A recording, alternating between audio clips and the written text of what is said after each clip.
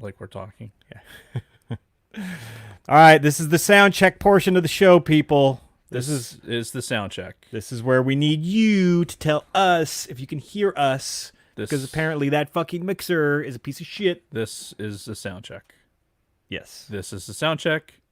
This is the sound check. Mm-hmm. This is the sound check. This is the sound check. He's just going to repeat it over and over. This is the sound check until somebody responds. This is the sound check. Yes, so you have to respond in the chat. In different voices. And otherwise... This is the sound check. This is the sound check. Check 1, 2. All right, this K. Olsen person, again... 3, 4. Is telling us that you sound fine. Well, that's good. And there's Scott. Scott! Loud and clear. Thank you, sir. Check 1. Check. There's Troy. Wayne's World 2. That was 2, right? Wayne's World 2. We're going to do the concert. Yeah. Yeah, get Aerosmith. Yeah, the inferior of the Wayne's World movies. Fact. Yeah. All right, I guess I should, get some shit. Yeah, them boys whacking off in my tool shed. There's definitely a distinct difference between Mr. Anderson and Hank. I don't know that I get the nuance of the two when I'm doing the voice, but there's definitely when you're watching Beavis and Butthead and Mr. Anderson's talking, he's obviously very upset, and he's always, I'm a veteran of 2 foreign wars. Yep. All right. Oh, we gonna set the timer for this one? For 45 minutes? Well, we got to do 30-second silence and all that bullship, right? So. Well, yeah. I'll hit it as soon as we start the 30 seconds of just gonna silence. have Siri do it. Fine, whatever. I don't give a shit. You I'm have just to mess up your fucking non-updated phone. Hey Siri. Oh. God damn it. Hey Siri. No. Okay. You said no. Hey Siri. I don't have an answer for that. I'm so Is glad. there something else I can help with? Set a timer for 45 minutes. Okay, 45 minutes and counting. And counting. All right, so audio's going. We got a good sound check. Let's do it. So you roll the video and Oh yeah. we'll start, and it's your toast. I have to remember how to.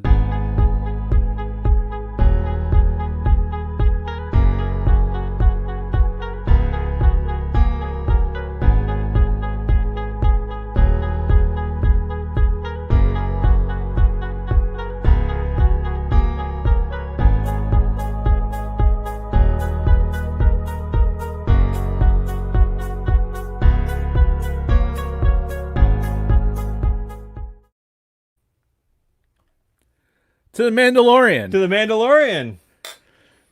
To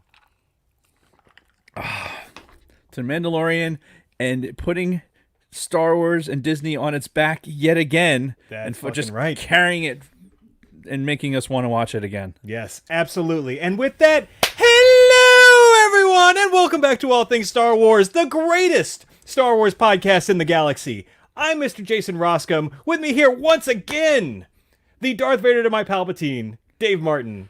Hello, Dave. Hello, Jason. How are you? You can still say each and every week because it's not like we haven't been podcasting. True, but this is the return of All Things Star Wars. This is true. So we are back, baby. At least for now. Not saying this is going to be a weekly thing. As we mentioned when we pulled it back in episode 159, we'll come back when pertinent things come up to do the Star Wars specific podcast. Absolutely. And obviously, we're talking about The Mandalorian today. Yes. Season 2 has debuted. Episode 1 is out. And it's worth talking about. Absolutely, it Because is. some shit went down. There is so much to talk about with The Mandalorian. Yeah. So we will get to that. But first, I want to remind everybody to check out our brothers over at the Escape Pod. Because they are doing their podcast. And on Wednesday, they are doing the future of Star Wars. Yes. So they're taking a look into the future of Star Wars. What's coming? What could be coming down the road?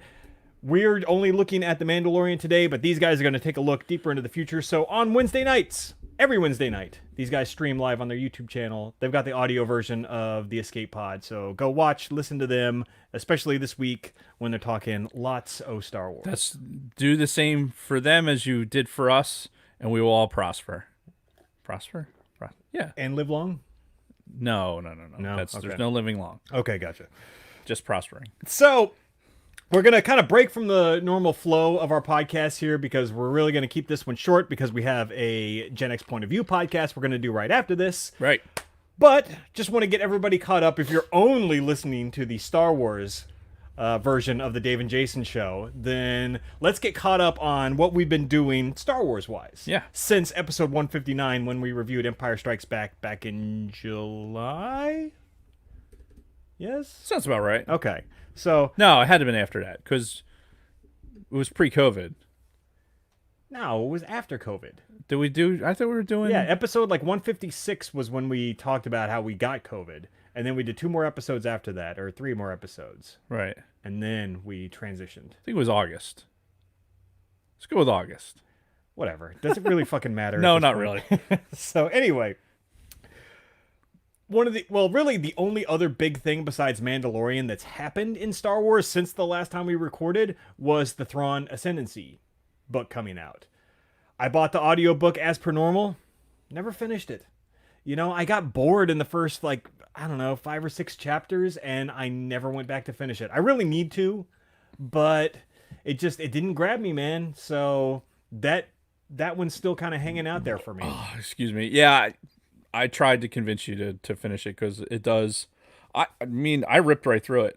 So Yeah. it was good enough.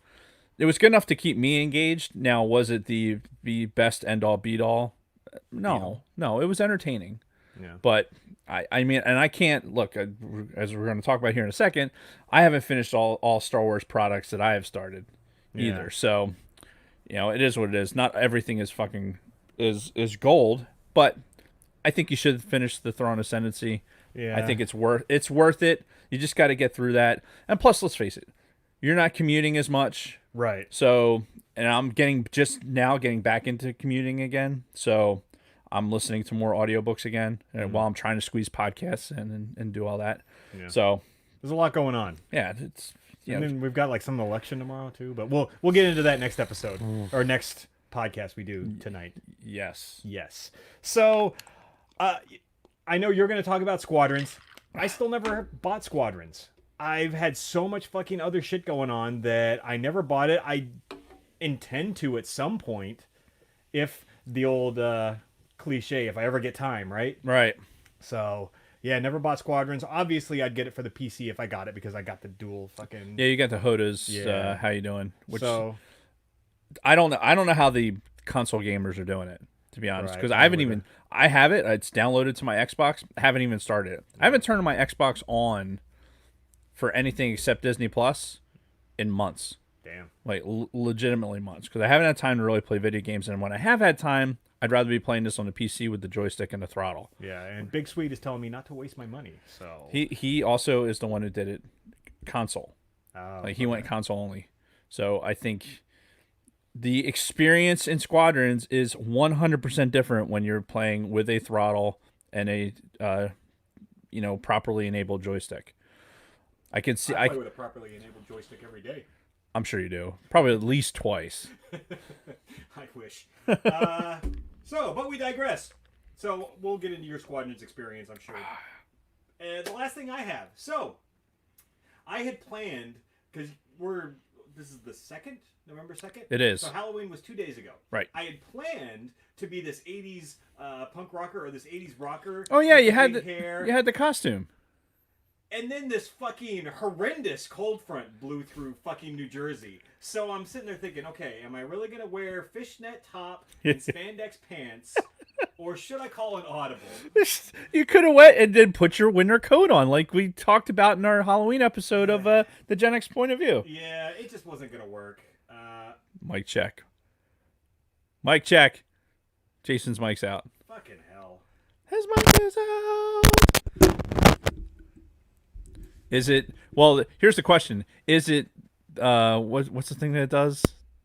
The chirping or the clicking? Is it clicking? How about now? Can you hear me now? Is this thing on? Is it? I don't know. That's Ow. what we're trying to find out. Fucking the goddamn audio issues every time.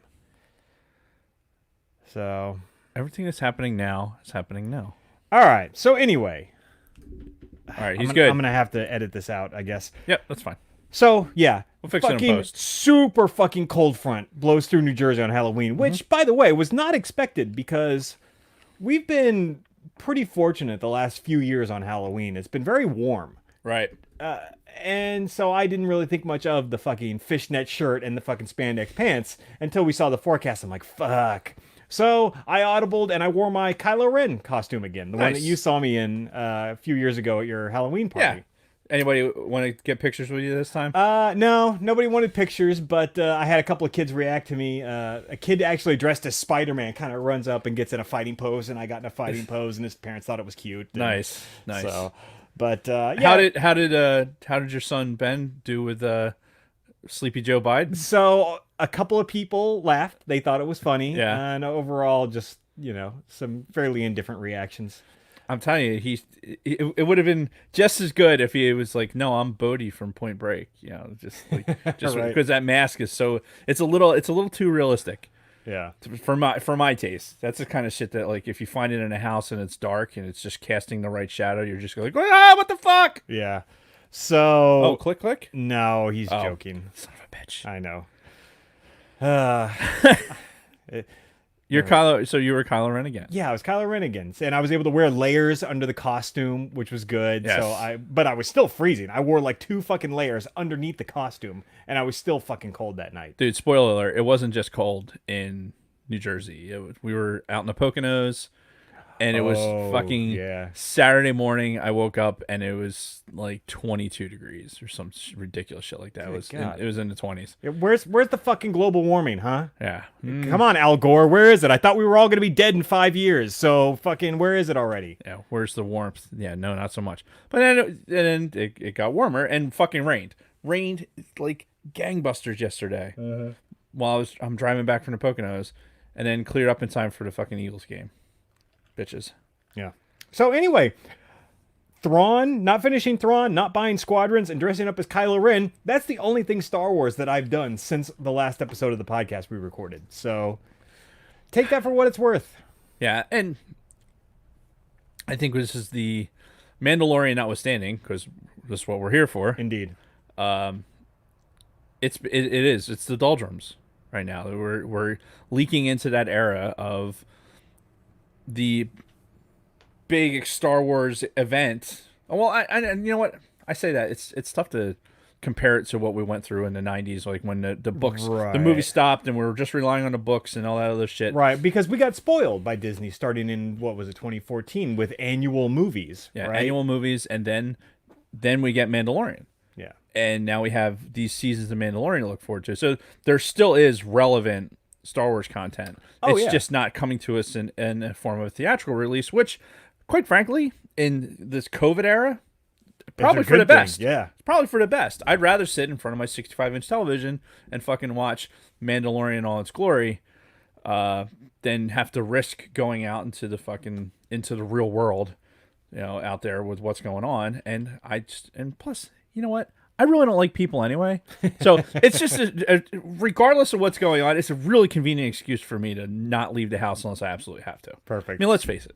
Well, let's put a pin in that because we got limited time for this episode. This is fact. What have you been doing Star Wars-wise since episode 159? I finished Thrawn.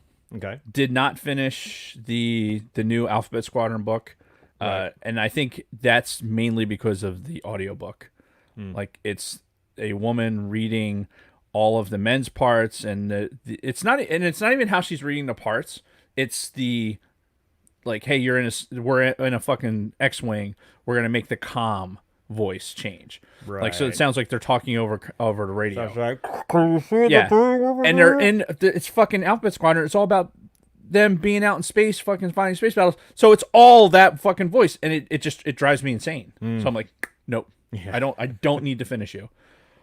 And I was a little bit worried because when Squadrons we were just mentioning, I was worried that there was going to be some relevance there that I'm going to lose from playing the game. I didn't play the story in Squadrons. I did it for a couple minutes until I could exit out of it so I could start playing online. Right. And just going and flying. And the reality, that's why I'm playing Squadrons. I have a few minutes, and it takes a while between the dogfighting and the whatever the bigger map is.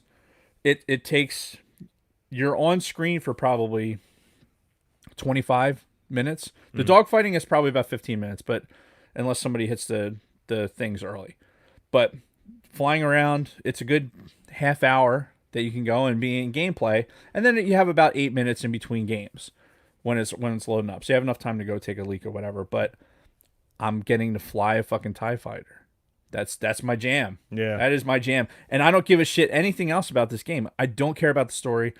Don't care about this other stuff. I just want to sit in the fucking cockpit of TIE fighter, flying around, shoot stuff, practice my maneuvering and that type of shit. So I really enjoyed the Squadrons product. Am I as enamored with it as I was with TIE Fighter, the original one, circa 1994? No, because there was different layers of stimulation in that. Sure. Because you were playing more like, oh, here's this pilot, and then you're able to advance that pilot through the ranks. The time frame of this story being post-apocalyptic, Empire, like so, you have these fragments of the Empire that are still fighting. Mm-hmm.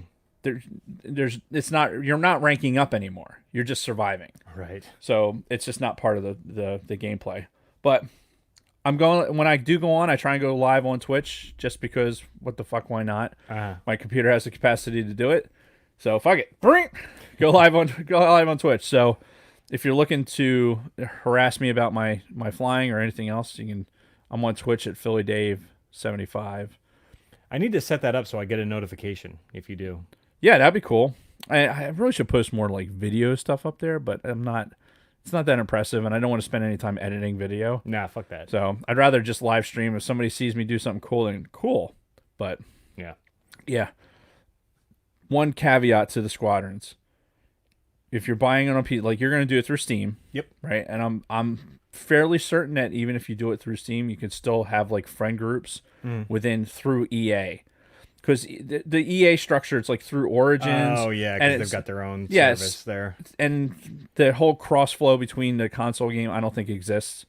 But if you want to be in a squadron together, I think you'd have to do it through EA. Okay. In order to do that. So just something to keep in mind. Fair enough. And the other thing is, for those who haven't seen, we have had an increase in pops, a relative increase. The sacred pops! The sacred pops, indeed. They are a thing of beauty. We're over 100 in here, right? Oh, yeah. There's like 100. I say we. They're all Dave's. There are 103 of them in here. Yeah. And actually, there's probably more than that. There's 103 in the box. What's in the box? We do have some separated Cara Dune and my TIE pilot over there. Yeah, my girl, who did not make an appearance, by the way, in this week's episode. Well, she did, kind of. She was there in the recap? Yeah, the recap for the beginning. That doesn't count. I mean, it's screen time. I'll take it. I mean, there's only so many times I can masturbate to the old footage, okay? I need new footage. There's no way you've reached that limit yet. You don't know. Anyway, what were we talking about? The sacred pops. Yeah. So I do have another one on the way. I can say that safely because I am sure that my wife is still working. I have one. It's newer than Mando and holding the child like with the jetpack on. Nice. And the reason I bring that up, there is a Jango Fett up there, number 285. Got him kind of right in the middle of Harrison, Dula, and Sabine, right? Mm-hmm. So in an effort to be clairvoyant as possible and be a completionist and get all the Mandalorians that I can in the pops, I got Jango Fett back in the day. Yep. That son of a bitch is worth like $85 now. Damn. Because part and parcel of what we're going to talk about here with the Mandalorian season 2, I think that has a lot to do with the fact that Jango Fett himself has that's the only Jango Fett pop too. Yeah. So that one in particular now is that's the only one that exists. Right. Well, no, not it exists in perpetuity. I'd have a fucking this would be Fort fucking Knox if that was the No, case. I mean like, but that's the only one. There's like him in no other poses, no other scenarios. No. That was just that one. yeah. So he is competing with Grievous right now as being the more expensive of the collection, but yeah. So the Mandalorian flying in a similar pose with the jetpack, holding the child. It's gonna be fucking great. I can't wait to get it. So speaking of which, are we ready to segue back into our main topic? Yes. All right. Yes. So let's talk some Mando season 2. It feels like it's been for fucking ever since we've seen an episode of the show, but it's really only been a year, right? Or less than a year? Less than a year. You figure because it was October of last year, right? When Right, came and out? it wasn't over until after Rise of Skywalker. True. So, because we had the cross episodes with the Force healing, like Baby Yoda did the Force healing on fucking Grief, Right. Like the night before fucking Rise of Skywalker came out, when Rey did the same thing. Yep. So, yeah. So it's been less than a year, but it feels like an eternity, and it's fucking great to have the Mandalorian back. So, I don't know how you want to do this. I just wrote a bunch of notes that really are kind of chronological in the episode. Perfect. All right. And we do want to say, spoiler alert. Yes. So All of the spoils. because we like to warn people when we're going to do spoilers. I mean, we're not going to post a picture of the last frame of the episode on Instagram the night that the show debuts or anything, because that would be kind of a dick move, especially when people don't watch it the opening night. But I digress. So Yeah, I'm so glad I wasn't on social media over the weekend. yeah, did you watch it Thursday? Well, you didn't stay No. up to midnight. Yeah, I didn't either. I'm like, there's no way I'm staying up till midnight. I So. I stayed up to midnight. I couldn't make it till 3. That was the problem. Because it was 3 a.m. when it came on. Yeah, it wasn't at midnight. I tried to stay up. I did, because I knew I was going away for the weekend. I'm like, I better stay up and watch it now. I couldn't hang. Yeah, no, I had zero plans to stay up late that night. I knew I was going to watch it Friday night with my family. Well, plus staying up late for you is like 9 o'clock. Oh, yeah. Anything after 9 is late for me. But then, of course, I made the mistake of opening up Instagram the next morning. So, Epic fail. indeed. But, spoiler alert from here, if you Yes. still haven't watched the episode for whatever reason. We're gonna break it down. Indeed. So, like you said, it started off with a recap. It kind of recapped the whole Baby Yoda story, and really they're focusing on now how Mando has to get Baby Yoda. You can call him the fucking child all you want. He's Baby Yoda. Right. Always will be until he gets a real name. Look at that. What's the the trailer? What's the trailer? They do on YouTube. They do like the trailers for the. It's not Honest trailer? honest trailer. I actually haven't seen that for Oh, season really? Yeah, one. it's actually pretty poignant. Yeah, I keep meaning to. It's accurate. Yeah, I keep meaning to fire that up, but Yeah, Big Sweet actually had posted it on the in the sidebar. Yeah. Sidebar Cantina, which is still alive and well. indeed. That's where we still hang out. If we're on Facebook, that's where we are. So we start off with Mando and Baby Yoda going like on a planet. I don't think we ever found out what planet they were on to start with, but it looked kind of like Corellia to me. With the kind of like industrial shit kind of in the background with the skyline and everything. Right. But it was a real like seedy looking area, a lot of graffiti all over the walls, which Their graffiti was fucking fascinating, though. yeah. I stopped it a couple times to look because it had like stormtrooper heads, like kind of, on. There were like the heads on Pike's scene that you kind of got out of the first Mando episode. Yep. But now it's like in graffiti, so they're like expanded and had more color around it and shit like that. Did you also notice it looked like there was a lot of anti-droid? Yeah, it looked like a 3PO imagery, too. head. Yeah, like at one point. a 3PO head, and then like a lighter version of that, like a silvery one of that, and it looked like they kind of had like the X over them. So it seemed like whatever culture this was or whatever planet this was, they didn't like Imperials and they didn't like droids. So that's kind of the message I got. Should be Mandalorian's thing. Yeah. Now I had Lunar Girl try to tell me that she could have swore she saw a Yoda somewhere in there, but I went back and rewatched it. I didn't see anything. I saw what she might have been referring to, which was like the 3PO looking head that had two things that looked like they were tall ears. Yeah, that and could they have were been. greenish in color too. I think I Yeah. remember what you're talking about, but I didn't see Yeah. that So either. 'Cause I did. I scrutinized because I thought it was interesting. It was interesting art to have. Yeah. To give you an idea, like, okay, this is not a place where the Empire was obviously favored, right. and now he's walking into this whatever it is. What's with fucking the one? Here's one thing I'm not happy with the Mandalorian as a show. Okay. Ugly Twi'leks. Oh, I know. Right? Every Twi'lek that's been on this fucking show is fucking hideous. Yeah. Like that, men and women. They're all. The men have always been whatever, but they represent Twi'leks in such an unflattering way. It upsets me. Yeah. It quite frankly upsets me. It's probably this new generation, you know. Is that what it is? They can't have objectifying women and blah blah blah blah. They're not women. They're Twi'leks. Okay. I got nothing. I'm gonna let that one go. Fuck it. But yeah, no, they should be extremely attractive. Yes, that's their whole thing. Yeah, it's their thing. It's what they do. Yeah. But anyway, maybe I'm still hungover from the fact that in the Bill Burr episode, that one was just like, ugh. Oh God, yeah. Jesus Christ! Like, put it away, God. Don't make a pop of that one. Oh God. So he goes into this little place where he's meeting somebody, and there's like a Gamorrean guard fucking death match going on inside. Now, this was my biggest beef with the episode. The costumes that those Gamorreans were in, they looked super fake. And I mean, I guess you could say that they looked that way in Return of the Jedi too, but I was more convinced by the Jedi costumes than the ones in this episode. You know what? I think we're not used to seeing the Gamorrean guards actually move quite so much. That could be, because these guys were leaner, more fit, whereas the Gamorrean guards at Jabba's palace were, quite frankly, kind of chubby. Yeah, a little bit. You know, we're not fat shaming here, but they were fucking tubby. Yeah. So, you know, just different. And body they skipped types, leg maybe. day too, because I at one point I had paused because I was looking at something in the crowd, and I look and it's a fucking skinny ass Gamorrean guard leg. I'm like, okay. They obviously they're working out up here. Sidebar. Not so much down here. Sidebar. Speaking of skipping leg day, did you watch the video that fucking I think it was Solsky posted in our little private chat? The wrestler who skipped leg day. Oh yeah. Fuck. That was awful. And the best was like, I'm not going to comment about it. Let Jason go ahead and walk free form right into this. Yeah, which I did. I watched it not realizing what was going to happen, and holy shit. The man has the jelly legs. Indeed he does. He does now.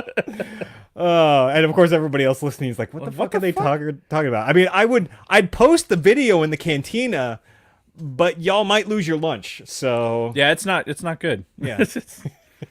We should post it anyway. Fuck it. Solsky, post that in the cantina. That way just put a warning. That way it's not our fault. Just put a spoiler warning on it. Don't act like you're posting it on the night of the Mandalorian debut. No, Right. Post a real spoiler warning saying, hey, you might not want to look at this. Hey, but look at it. Yeah. What the fuck were we talking about? Gamorrean guards fighting. Oh, yeah. I didn't think they looked that great, but it was kind of neat the way... I couldn't tell if... Because correct me if I'm wrong, but in previous Star Wars canon, there have been instances where there have been like duels or, you know, fights between people where they've been controlled. Right. Where even though they have like weapons, there's some sort of a weird protective force. It's a shield. They have like a personal shield that keeps them from like hurting each other. Because you see it'll flash. Like they'll be right. So that's what I saw. Big blades and they're hitting each other. Yeah. And you get this like flash of blue. That's why they weren't slicing each other into pieces, even though they were hitting, you know, full force. Right. Yeah, I noticed the same thing. It's like, okay, and it becomes poignant or you know relevant later because when the guy, this fucking Cyclops dude, was obviously in control of what was going on with the fight, like with the banging everything else. Well, the whole thing was a setup. Excuse me. Right. Yeah, because you know Mando was looking for he's looking for more Mandalorians. For some reason, they're gonna point him to Baby Yoda species, which great meme was out there with the weapons broad, the armor, right? The armor, and it's like the Mando. It's like, go take the child. You know that one where it goes like with Joey from Friends. This is like go. Take the child to find his parents, find other Mandalorians. It was like. I don't understand why he needs to go find other Mandalorians now. Right. Like you could get it's information you can get anywhere. First of all, there was a pretty prominent member of that species who was alive not that long ago, who was a pretty big figure in the whole fucking galaxy. Yeah, people might have known something about him. It's crazy to think about. And it's the same thing with the ancient Mandalorians talk about fighting with Jedi. It wasn't that fucking long ago. Mm-hmm. So but we don't know. We still don't know what happened to Mandalore between, Rebels and fucking Mandalorian. We don't know what happened to we know where the fucking Darksaber ended up. Right, but we don't know how that happened either. So essentially, we're led to believe that Mandalore got fucked by the Empire, like big time. Sounds about right. Yeah. But we digress. So yeah, this whole thing was a setup. He was looking for information about a Mandalorian. And the fucking Cyclops guy set him up, and he did it just for his armor, right? It was all because he wanted all the Beskar. Yeah, which was apparently pretty rare, valuable. Well, that's what he was saying, dude. It gives us here as our timeline has gone forth, the Beskar has basically become the currency. Yeah, right. The value of the Beskar is like gold, platinum. What we think of pretty much. Like, and you're wearing a bunch of it. I'm gonna go ahead and fucking take this from you. Yeah. And Homeboy's like, yeah, no, you're not. Yeah. And then we had a great shot of Baby Yoda.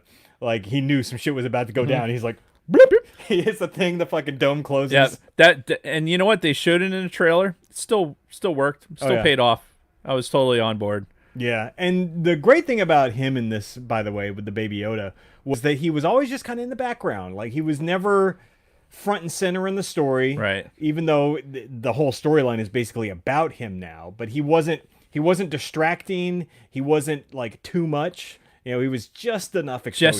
Just enough. You look like, oh, look, look, he's doing some cuteness. Yeah. Oh, look, he's in the vase now. Yeah. Oh, look at how cute that is. Which to me, first of all, once he gets to Tatooine, the whole rest of this episode felt like a Western. Which I know we've talked about that even before the first season came out. We were getting that vibe that they were going with a Western theme. I think they nailed it in this one. And it seemed like they were really going for it in this one. Probably more than any other episode. Especially, if we fast forward and he gets to Tatooine and he goes into, okay, let's find a settlement, which I didn't really need to see that brought again. Like the fucking mechanic. Oh, yeah. I hated her. I hated her in the first season, and I hated her now. Hated this time. But you do get the cameo that we were talking about out of that from R5. Mm-hmm.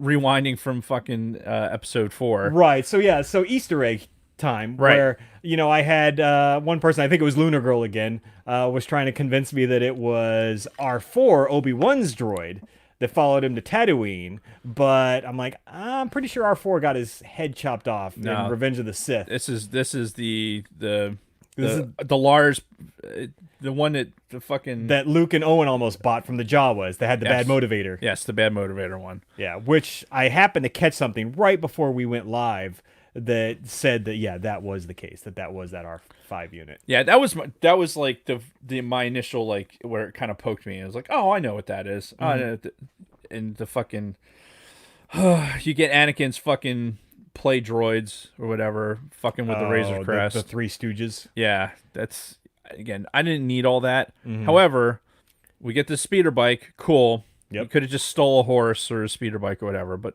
fine. And he fucking goes hauling, finds from the hologram that, hey, here's this place that's kind of off Pelgo or Pelgro. Or... Yeah, here's Mos Eisley. Here's all the places Here's this other place out in the middle of nowhere. Go ahead, have at it. Yeah. And then you get a scene of Baby Yoda with ears flying back like this, and like you would think that his face should be opening up like as fast as they must be going. Right? Oh yeah, like, blah, blah, blah, blah, like the dog in the fucking window. Well, he's got the Force.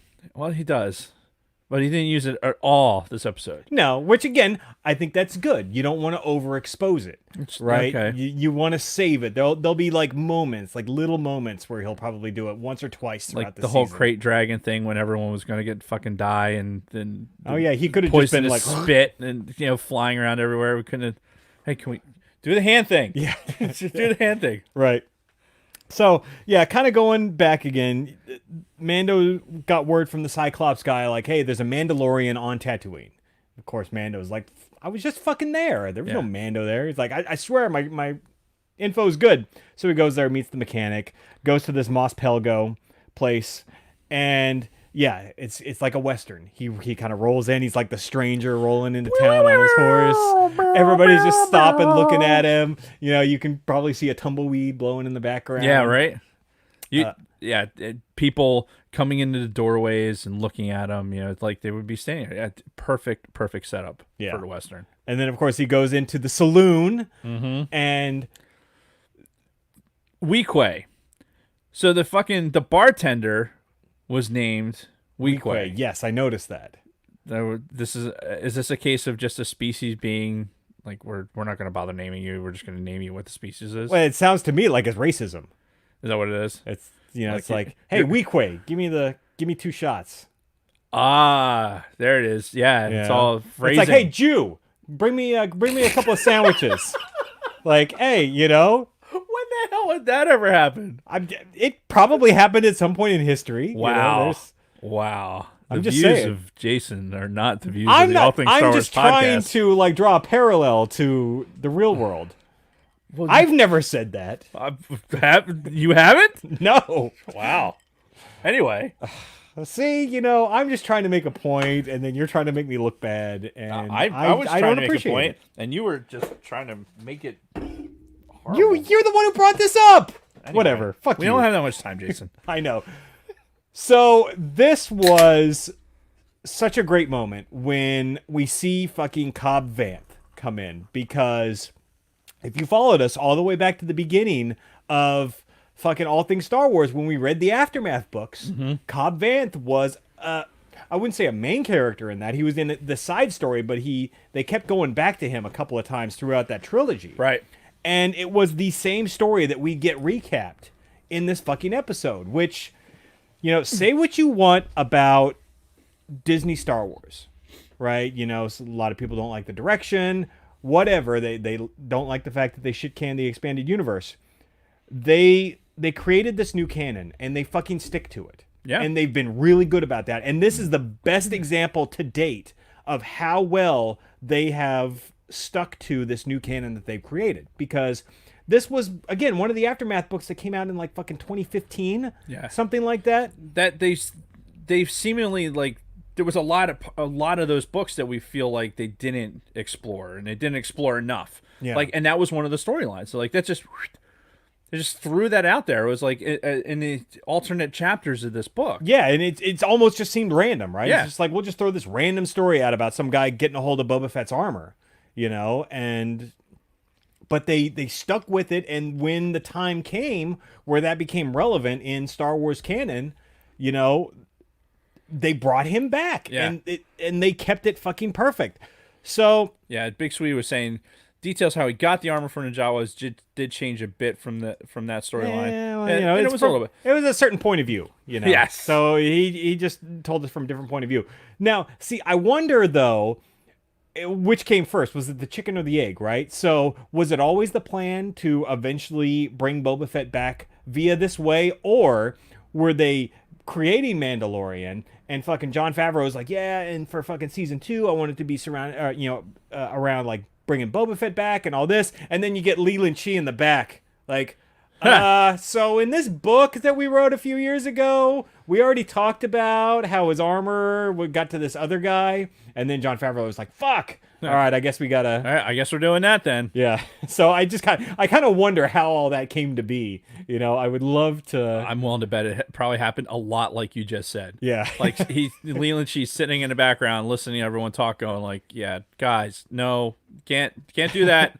Can't do that. You're paying me money to make sure that you don't fuck this up. I'm telling you right now, you're about to fuck it up. Right. So, but either way, they stuck to that fucking canon, and they kept Cobb Vanth in here as a character who has the fucking Mandalorian armor, and they did it in a way where, with that flashback scene, right, which again, very Western-like, when they show the Miners Guild roll in, and then Cobb like has to stumble away, he's like dying in the desert when the Jawas pick him up, gets the armor, goes back, fucking shoots up the fucking saloon, takes back the thing.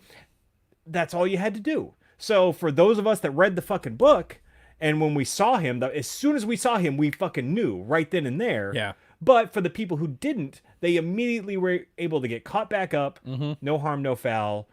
Nobody should be confused or anything else. And even if you didn't read the book, I hasten to say that when you looked at the person standing in the door frame, you were able to tell this is somebody wearing Boba Fett's armor. Right. It was not Boba Fett. Like, yeah.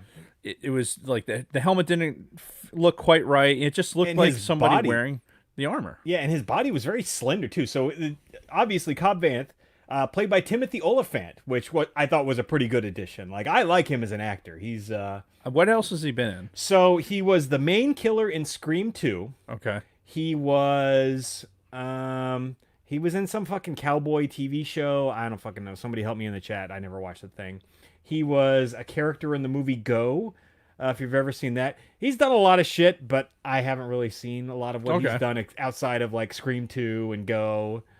Yeah, he in this the portrayal of him in here, as far as we're talking about the Western, this is like a it's kind of the white hatted marshal almost. Yeah, and that's what he's called. He's called the Marshal. He's Right. the town marshal, which is great.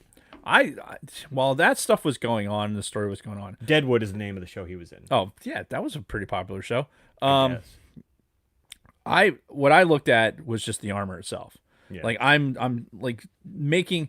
I think for me, I was making sure that the armor I'm looking at is like, is there any doubt to this armor? Right. I'm looking at the helmet. It's got the fucking dent in the top. Yep. I'm looking at the all the insignia on it, the coloring, but they did a great job of just like weathering a lot of that out. Yeah. Like, hey, the person that's wearing this now isn't maintaining it like a Mandalorian would. Mm-hmm. It's just somebody that is wearing this armor.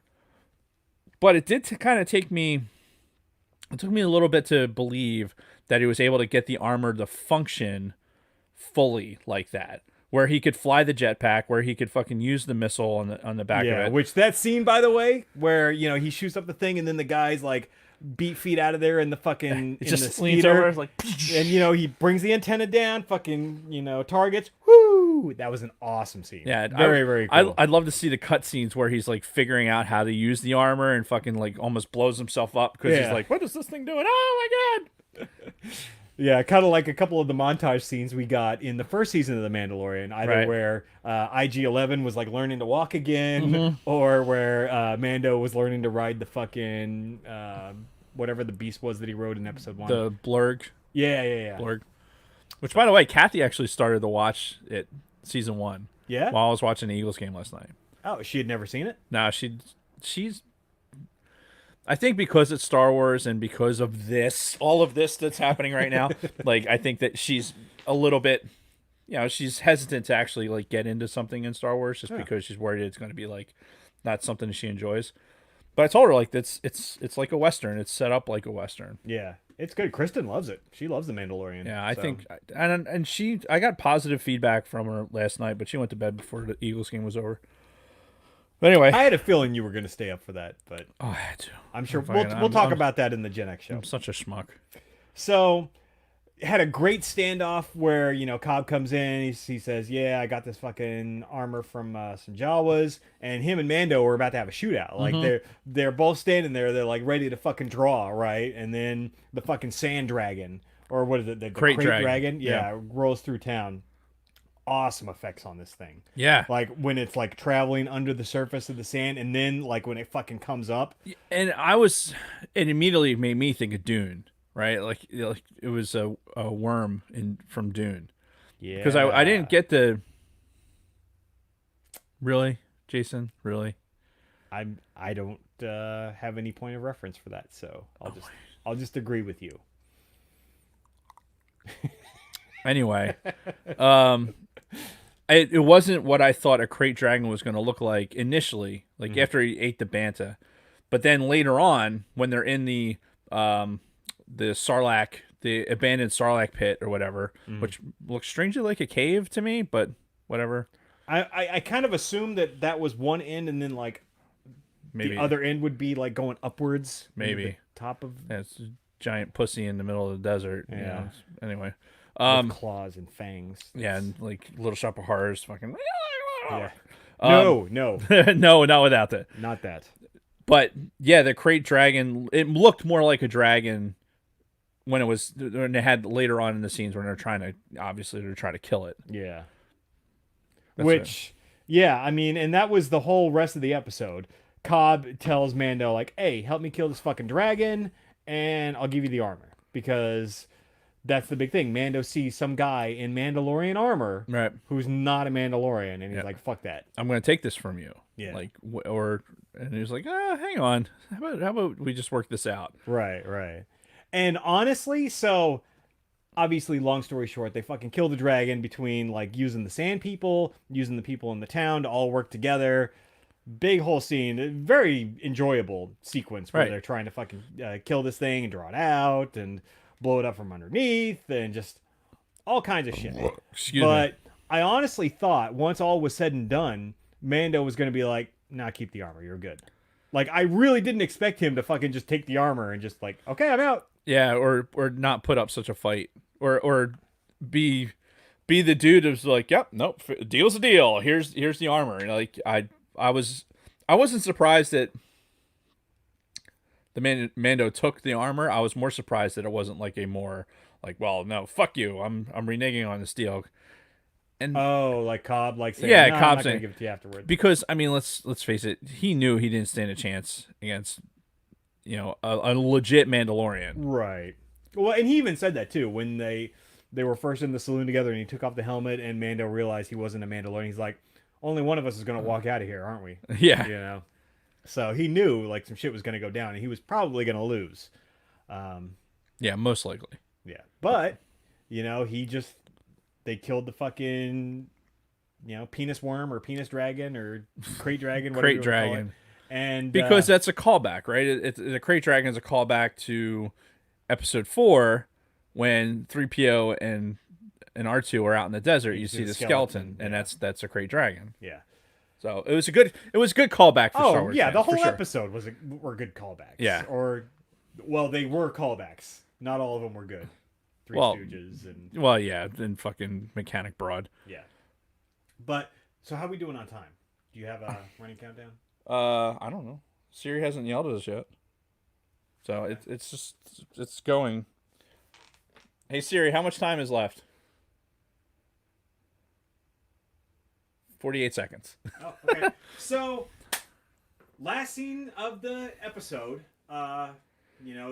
This would have been the last thing you saw if you didn't open up Instagram at 5 a.m. that morning. But if you would just watch the show without seeing any spoilers, last scene as Mando's riding away with Boba Fett's armor Into the sunset. into the sunset is the actor fucking Tamura Morrison, who played Jango Fett and all the clones. Yep. Bald head with pretty raggedy looking with A lot of scarring on his Yeah. face, like he's obviously been through some shit. Yeah, kind of watching Mando right off in the distance, but it's clear as day Yep. that it's that actor. Dude, So and Jason, I feel really bad, and I understand why you would be upset. Timer's done. That scene where Mando's going off into the sunset, I had zero like that. The fact that it pans back and sees him, I Yeah. was not expecting it at all. Like Yeah. it completely just. I went like, what? yeah, Right. And maybe some of me should have expected something. Hey, we're talking about Boba Fett's armor. Maybe there's something out there, something. Yeah, it was really not that unexpected. right. But in the moment, I was like, "Holy shit! This is and I'm like, next. Where's the fucking next one? Like, I know, right? Now we gotta fucking wait. Well, and that was the thing. Well, yeah. So yeah, a couple of things from that. First of all, we don't necessarily know for sure that that was Boba Fett, because obviously there's fucking 10 million fucking humanoids out there with that same fucking face. So it could conceivably be a clone. I would argue against that only because the only one that wasn't aging, like, because all the other clones like aged faster. Okay, and Right. I get it. It's more than likely Boba Fett. I understand. But we don't have 100% confirmation at this point. But and the second thing, yeah, there was no fucking preview for next week, which didn't we get previews for the next week every episode last season? I swear to God we did. I don't know if we did or not. Yeah. And I don't want it. I'd rather like have this anticipation and just wait till it happens. Like it's nice to have anticipation for Star Wars. Yeah. Yeah, for this that's the one thing you have to hand it to the Mandalorian.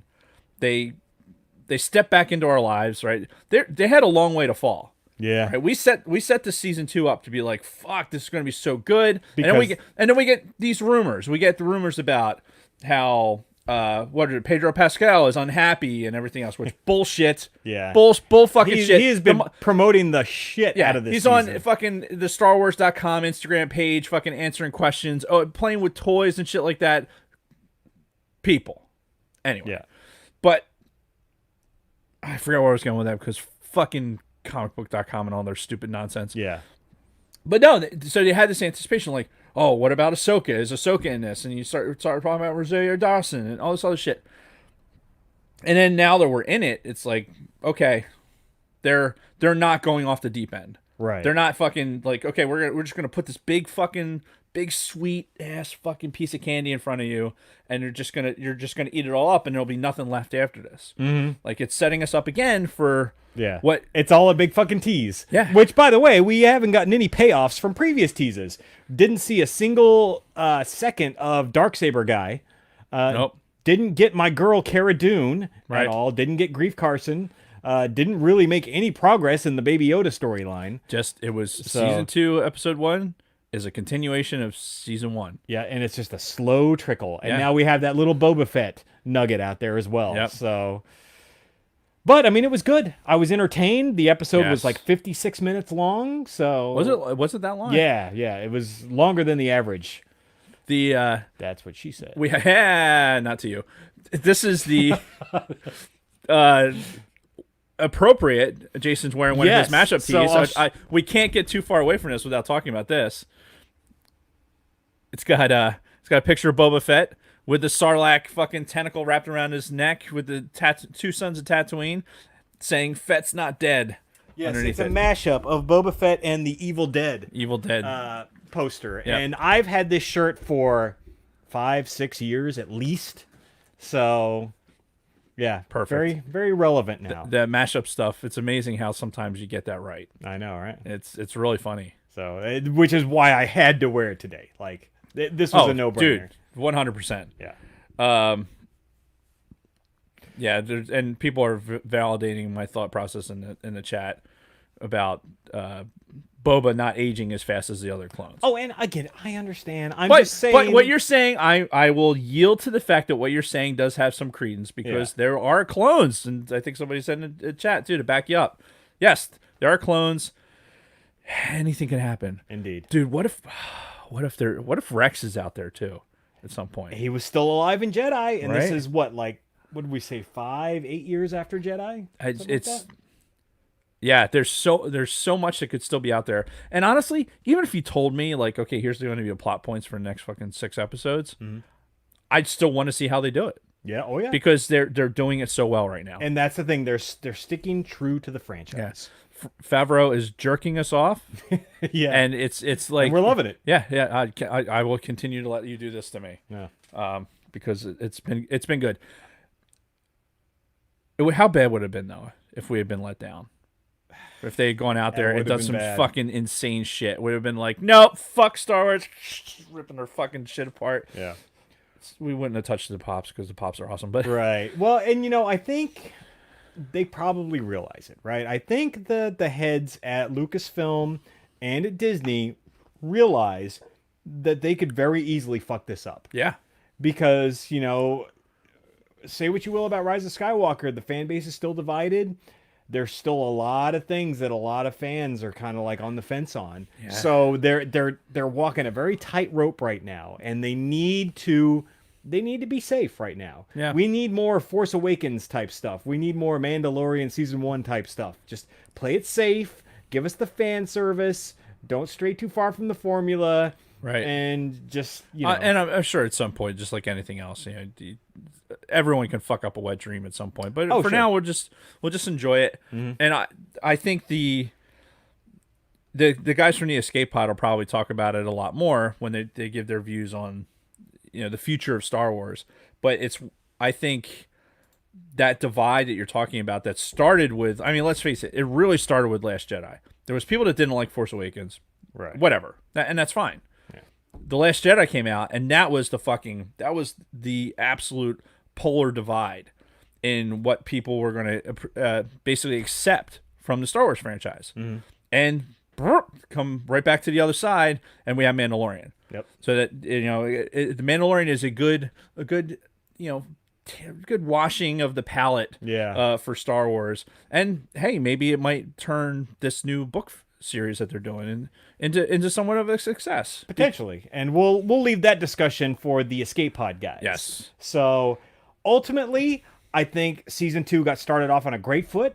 I hope it continues. Yep. As far as the next time we do an All Things Star Wars, I doubt we're going to be doing every single week for Mandalorian. I mean, unless every fucking episode blows our goddamn minds to the point where we're like, we got to talk about it on the show, so. I'm hoping that it's that provocative. Yeah. That we can come on and do 40 minutes. And and talk about Mandalorian. And I'm not opposed to doing it, but if next week it's like, okay, that was a decent episode, but we can wait a couple of weeks before we talk about it on ATSW again. Agreed. Then we'll do it that way. So the only thing that's for sure, people, is nothing's for sure.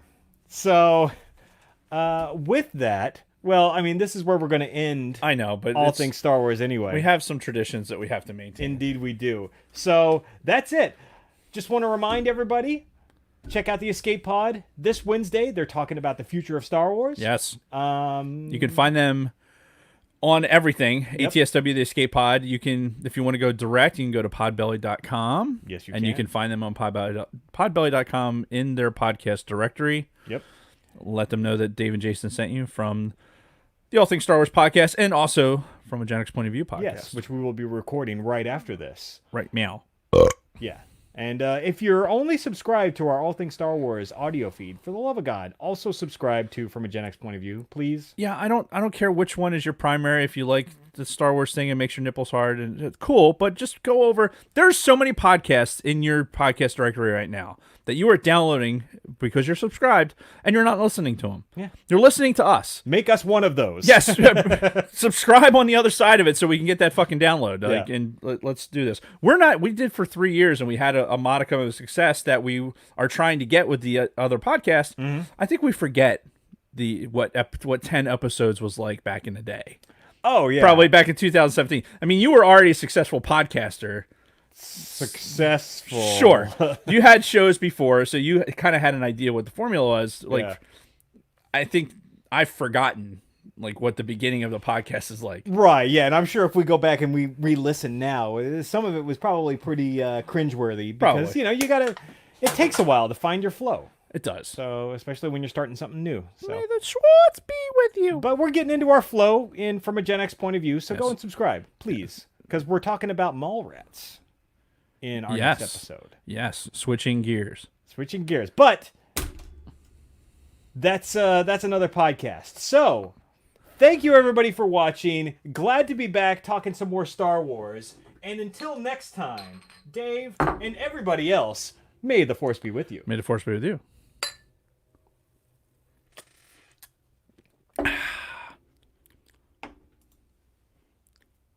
Okay, now what do I click? And don't go anywhere, anybody. We're doing Gen X point of view in this same video / feed. I'm just separating the audio, which I'm going to now export. Can't believe I'm still having the fucking microphone issues. We got to get rid of this mixer. This fucking thing it's the bane of my goddamn existence. ATSW episode. God, I can't believe we have done 160 episodes. Raw. 160 raw. Oh, I got to check and see if you guys actually posted that stuff in the Facebook group. Yeah,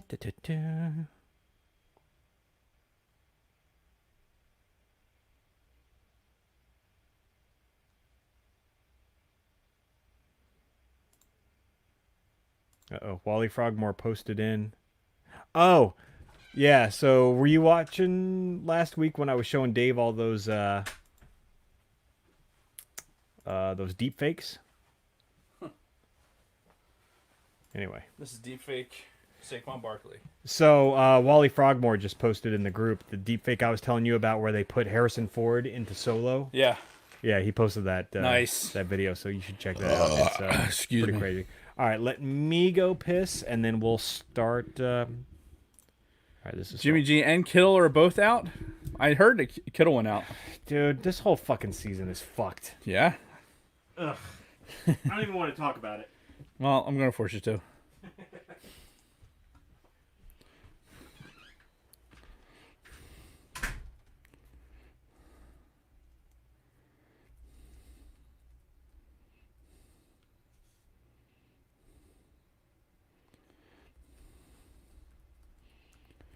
Oh, hi. I just realized we're still on. I have to finish the show notes for Mallrats. And back me up, people. Now that he's not in here, I wanted to talk more. Spend some time talking about Sean Connery, and I'm hoping we get to. It's probably going to end up being during my week because it's not brought up, but. You need to back me up on all that. What are we talking about? Nothing. I'm finishing.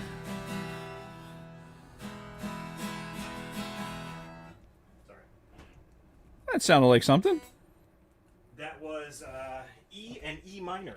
Ah, the minors. Yes. Very impressive. I know. You're fingering the minors. Dave said that.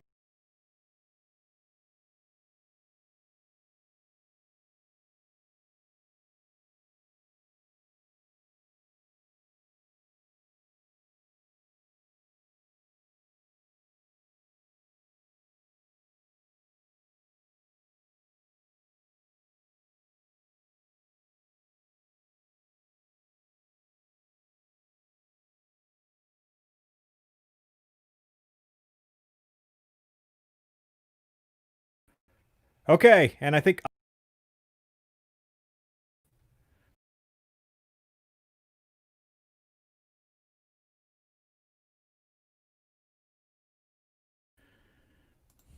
there we go. Jesus Christ, Jason. I made a mistake. Yeah, Jason closed all the tabs. Yeah. Like, Whoops. don't. Oh, look, Stonebleeds. Jason talking about Sean Connery. What the fuck is going on? Are we back? Are we? Yeah. Is it still silent? Sound check? Hello? Can you hear me? Hello. Hello. Yes. Yeah, shit went weird because Jason deleted us. He didn't- deleted me. See what happens when Jason deleted me? Wish I could delete you. Hang on, I gotta finish my fucking notes for the week. Are you still working on the notes for Gen X? Well, I didn't put anything in for my week. Sean Connery. Okay, what's all right? I guess I should put a note about Sean Connery in the fucking thing. Oh, there it is. All right, There you go. Yeah. All right. Which, by the way, folks, those of you that were watching the beginning of All Things Star Wars, these first 2 beers I drank is the first alcohol I've had in 34, 35 days, something like that. So, How'd they taste? pretty damn good. Once it hits your lips. You earned it. But we'll talk about that in. What did I do next this show. week? What the fuck? You went to Lake Wikichapa, whatever it's called, and apparently you did not visit Luna Girl when you were like 3 minutes from her house. I'll talk about him.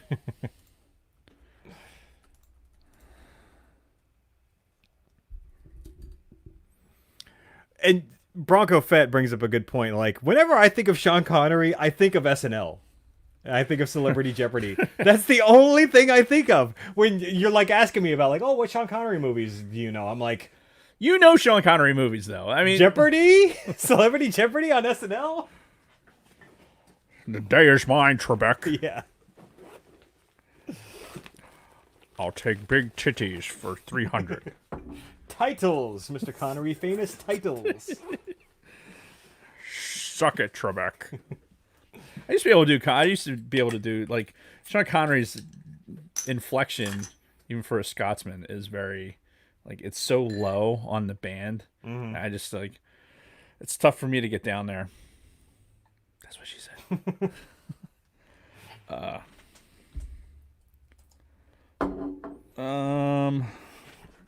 right, let me get a new audio recording started. Hello. Hello. Hello. Hello. Brian! What are all these people doing out there? They think I'm the Messiah, Mom. He's not the Messiah. He's a very naughty boy. Oh man, that's so. Oh man. All right, that's enough. Whatever.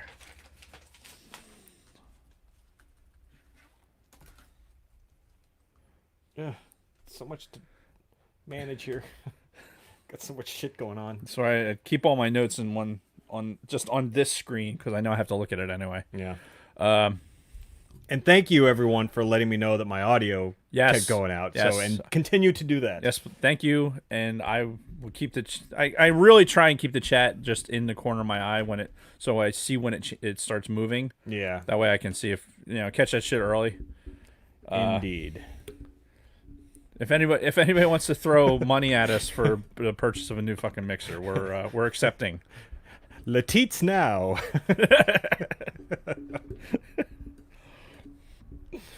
The day is mine, Trebek.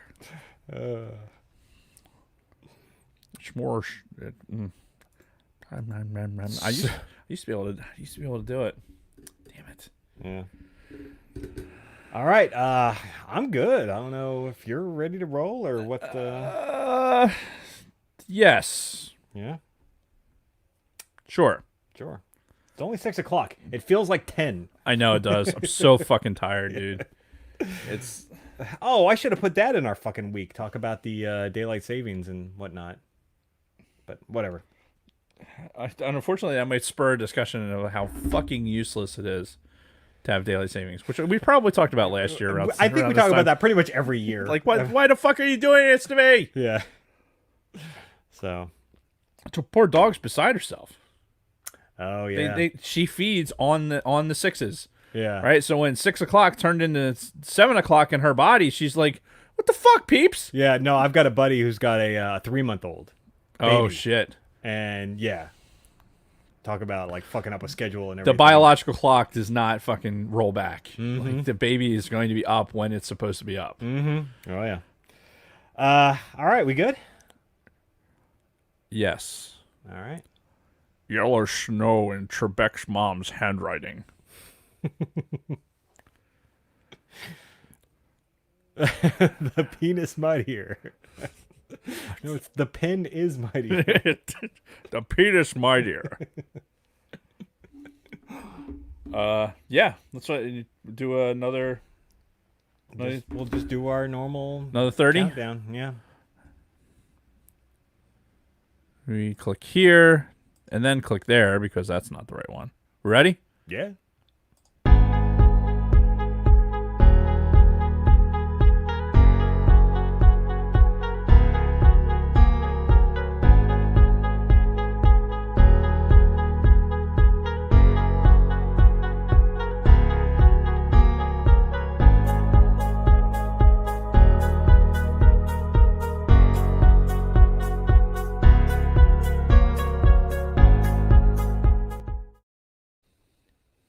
From a Gen X point of view is brought to you today by Podbelly.com. And one would think that of all the times I've talked about Podbelly and been shooting from the hip for so long, when they actually give me something to like, hey, look at these things and mention these podcasts so you can help other podcasts out. Sure. Podcasts like the Sofa Kings and other podcasts that are on the Podbelly network. Mindframe, yes. There you go. There's one. And our friends at podbelly.com actually had emailed a list that I struggled to find last week. Once again, this week, realized that fucking list exists during our 30 seconds of silence. So, of course, you can't click through shit. My mind can't make it appear on the fucking screen. But anyway, go to podbelly.com.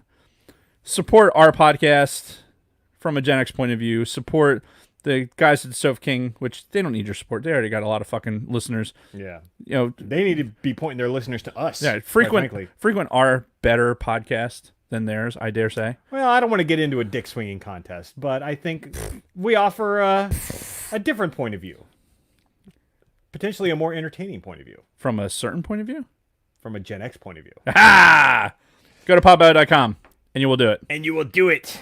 So, I'm actually drinking beer this week. So, this is the first time in, 5 episodes where I've actually been consuming alcohol during the show. In fact, I am drinking the new Samuel Adams Winter Lager, which is very fitting because it's fucking freezing outside right now. Yeah, it's not even that it's cold, because right now it's, 43 degrees outside. Well, it feels like it's 10.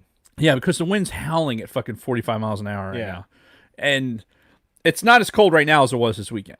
Oh, God. I mean, it was fucking cold this weekend. Yeah. Like, abruptly cold. Like, what the fuck just happened cold? The kind of cold that, like, suddenly your car is losing fucking antifreeze from. Oh, well, and air in your tires, too. Because Yes. if you drive by the gas station, especially on base, where they had the functional air pump, Yep. fucking a line of cars Yeah. going down the fucking block for people trying to put air into their fucking Yeah. tires. Yeah, because we have all these fancy cars that tell us when we have a low tire, and no, it just got cold. It's tire pressures. That's how they work.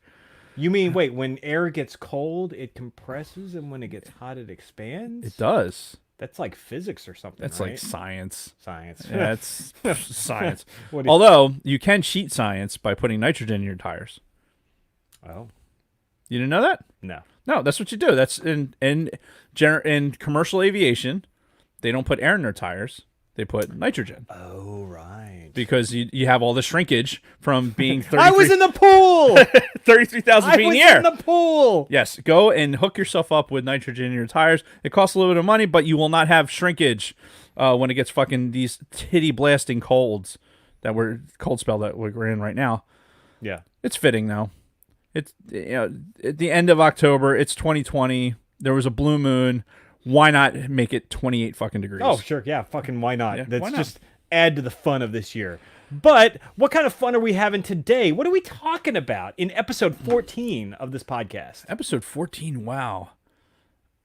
I think we're talking about Mallrats. Yeah. I think we're talking about a Kevin Smith staple that was largely overlooked when it first came out. Yes. And I'm going to have a lot to say about it. Like, we'll get into it as far as it was the 30th anniversary, right? 25th.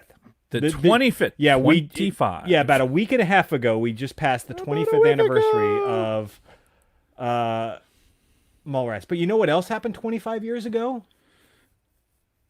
I graduated from fucking high school. Ah, So this came out in 95. I graduated in 95. So Okay. it's like, it does. It puts age on you, especially when you're watching this thing and you're looking at it going like, wow. But we'll get into that. Yeah. I have a note for that, right. But we have a lot of things before we get into our main topic, as we do. as per usual. So why don't we talk about Sean Connery? Yeah. Rest in peace, Sean Connery. 90. He dies at 90, right? So you place this as Eddie Van Halen. He recently passed. We did an episode for that. Yeah. He was Obviously, 60, died of cancer. yeah. You know. So it's a little bit more sudden. Sean Connery looked old. You know, some of his last appearance, and apparently he died peacefully. Yeah. His body of work for me is one of the best. Like he'll go down as one of the like top 5 all time actors. Excuse me, for me, which is tough to do because he's very typecast. He's got a heavy Scottish brogue, except for in like Highlander when they instead of making him the fucking Scottish guy like you would a Highlander, they made him a fucking Spanish guy. Right. So, and then you put him in another movie like Empire of the Sun where he's speaking Japanese. Like it's we won't talk about that one. But for me, his body of work is everything he's in. I'm sure he had some clunkers, but this is the first James Bond. Yeah. Now, you have been on record Yep. as saying You have not seen a Bond movie. Not a single Bond movie, Sean Connery or otherwise. And it's just that fact alone is just But I played a lot of GoldenEye on the N64. right, Does which that is count? it's not the right fucking Bond. But okay, whatever. No, it doesn't count because the Bond movie genre is probably developed a lot of what we see in action film that works.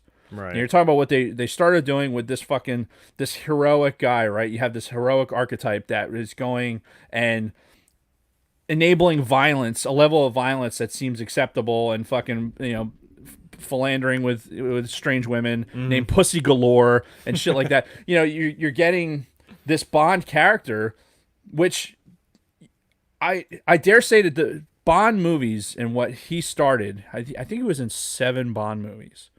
And what the character that he developed, we're looking at Bond movies now. We're talking about the next James Bond. After Daniel Craig, we're talking about the next Bond. And I don't think that you have that level of success without Sean Connery as your fucking foundation in that. And there's a lot of movies that we watch now, a lot of action movies where you have this primary character who's a fucking badass. That I don't think you get that without Sean Connery's representation. So, Lunar Girl, her dog is named Indiana. Probably No, that's not the reference. That is a reference to Indiana Jones. Right. And he's Indiana Jones's dad. Right. We named a dog Indiana. That's a line from that movie. Oh, okay. That's my favorite fucking Indiana Jones movie, by the way. Yeah, I think you've mentioned that before, actually. And that is a line from that movie. Thank you, Lunar Girl, because Last Crusade is probably one of my favorites. Hunt for October was a staple. Yep. So here, one of the movies that I remember him the most from, and it was because at the time, I'm pretty sure it was a surprise to everybody, was Robin Hood. You remember the Kevin Costner Robin Hood? Yes. Where the very last scene was like the fucking king finally coming back, and it was fucking Sean Connery, and everybody's like, oh, fuck. Yeah. Because back then there was no fucking internet. You couldn't just post a spoiler on Instagram the night the fucking movie came out. Like there was no way to like know this kind of thing. So I remember... Well, you could do that. You could stand outside of the movie theater and tell people. Right, say but we real didn't loud. see it in theater. We saw it when it came out on VHS. We just like bought it. And... yeah, even then, after it hit home video, the surprise still hadn't leaked out to us. So I remember watching it with my family. We're watching everything, and then at the very fucking end, boom, there's Sean Connery. It's like, whoa, what the fuck? Yeah, he's had some amazing one-liners and just a great body of work. Think of The Untouchables. His character portrayal in The Untouchables. Leave it to a wop to bring a knife to a gunfight. Yeah. Some of the lines. For a guy that's basically, this is the guy. This is this Scottish guy, right? This is what he's going to look like. He's going to have the beard. He's going to be graying, even prematurely. Fucking let's put him in a movie with Catherine Zeta-Jones and go. And we know they're fucking. So go ahead. We're going to make that a thing, and it works. And it fucking worked. He's just somebody mentioned it. I think I don't know if Vickers is still in the chat, but. He was saying today something about how Sean Connery said it was okay to beat women at some point. There was some controversy about that. Well, so this all goes back to, well, first of all, I'm pretty sure that was like not 100% serious. But did you see the Bill Burr SNL monologue that everybody lost their fucking minds over? No, I didn't. Oh my God. Go back and just this was like 2 weeks ago now. Okay. 2.5 weeks ago. Bill Burr was on SNL. He hosted and he did a monologue where he basically just fucking lambasted this whole cancel culture, like the overly sensitive PC fucking culture. Right. And he talked about like how now they're trying to cancel like fucking people who have already been dead, like John Wayne. Right? They're like, did you see what he said in the interview in the magazine in 1970? Can you believe he said that? And he's like, yeah. He was born in 1908. Yeah. Yeah, this is, documented back when, pre-COVID, when I stopped watching hockey was because of how the Flyers organization reacted to Kate Smith, who was fucking, you're talking about a pre-Depression era fucking actress performing in something that at the time was not seen as as being racist or anything else. Like, oh no, you can't play her rendition of God Bless America anymore, and we have to pull the statue out. Right. Like, why? Because of bullshit like that. I absolutely have to watch that. Oh yeah, you got to watch that thing. I am so anti fucking television, especially right now with this fucking election bullshit. And it's probably a good segue into talking about rest in peace, Sean Connery. But watching football yesterday and having to fucking sit through a solid 5 minutes of nonstop election commercials. You want to blow your brains out. Like, what? I just want to fucking enjoy a football game. And maybe I have to, if I watch television, which I don't, if I watch, I'd have a TiVo setup where it'll mute. Remember, don't they have a box that used to mute the commercials? Oh yeah. Because they play the commercials louder. It's a marketing thing. It's a known thing that they do. Oh yeah, and I don't watch TV anymore. I haven't watched TV in fucking a decade.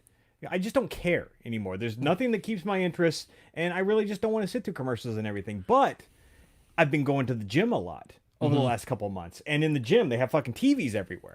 So even though I'm not listening to them, I've got my headphones in, I'm listening to my music, I can still see in between sets and everything. And every time I look up, it's either a fucking Biden or a Trump ad. Yep. Yeah, it's insane. Yeah. The level of inundation with this, I can't wait till it's over. Yeah, and I just can't. We're recording this on Monday, November 2nd, so the election is tomorrow. Yep. And yeah, like you said, I can't wait for it to be over. If this is our post-apocalyptic friggin', after the election of November 3rd, 2020, and see, only 2 survived. And that's the thing. Like, everybody blows these fucking things up so much. Here's the deal. I have 2 things to say to everybody out there. First, the first thing I have to say is, if you really care about something that's going to affect your life, your immediate life, vote in your local elections. Yes. Those are the ones that matter. Yep. The national shit, the presidential elections, even the fucking, the Congress stuff, not really going to have an immediate effect on you. It's your state governor, it's your local politicians, either your township or your city or your state representatives. Those are the elections that are going to make the biggest difference in your individual lives. And second, at the end of the day, no matter who wins this fucking presidential election tomorrow, not much is going to happen in your life, okay? Like, Satan isn't going to come fucking up from hell and consume the entire earth if fucking Trump wins. If Biden wins, he's not going to raise fucking the tax rate to 99% and we're all going to be poor and we're all going to die on the streets. At the end of the day, none of your lives are really going to be that different. Because I said this to all of the fucking crazies who lost it 4 years ago when Trump got elected. I'm like, 4 years from now, your life is not going to be that much different. And I guarantee I was fucking right. Well, except global pandemic notwithstanding. Okay, COVID is a whole other thing. I'm not even saying COVID anymore. Let's just take COVID out of the equation. Right. Other than that. Yes, but even that is more handled by your local elected officials. That's why some states are getting fucking shit-faced right now. Yeah. And some states well, up until recently, us like New Jersey, we're actually doing pretty well. Yeah, up until recently. I mean, and I 100% agree. You want to affect change that, like you so poignantly said, you want to affect change that affects you on a day-to-day basis, affects the taxes, the amount of tax you pay.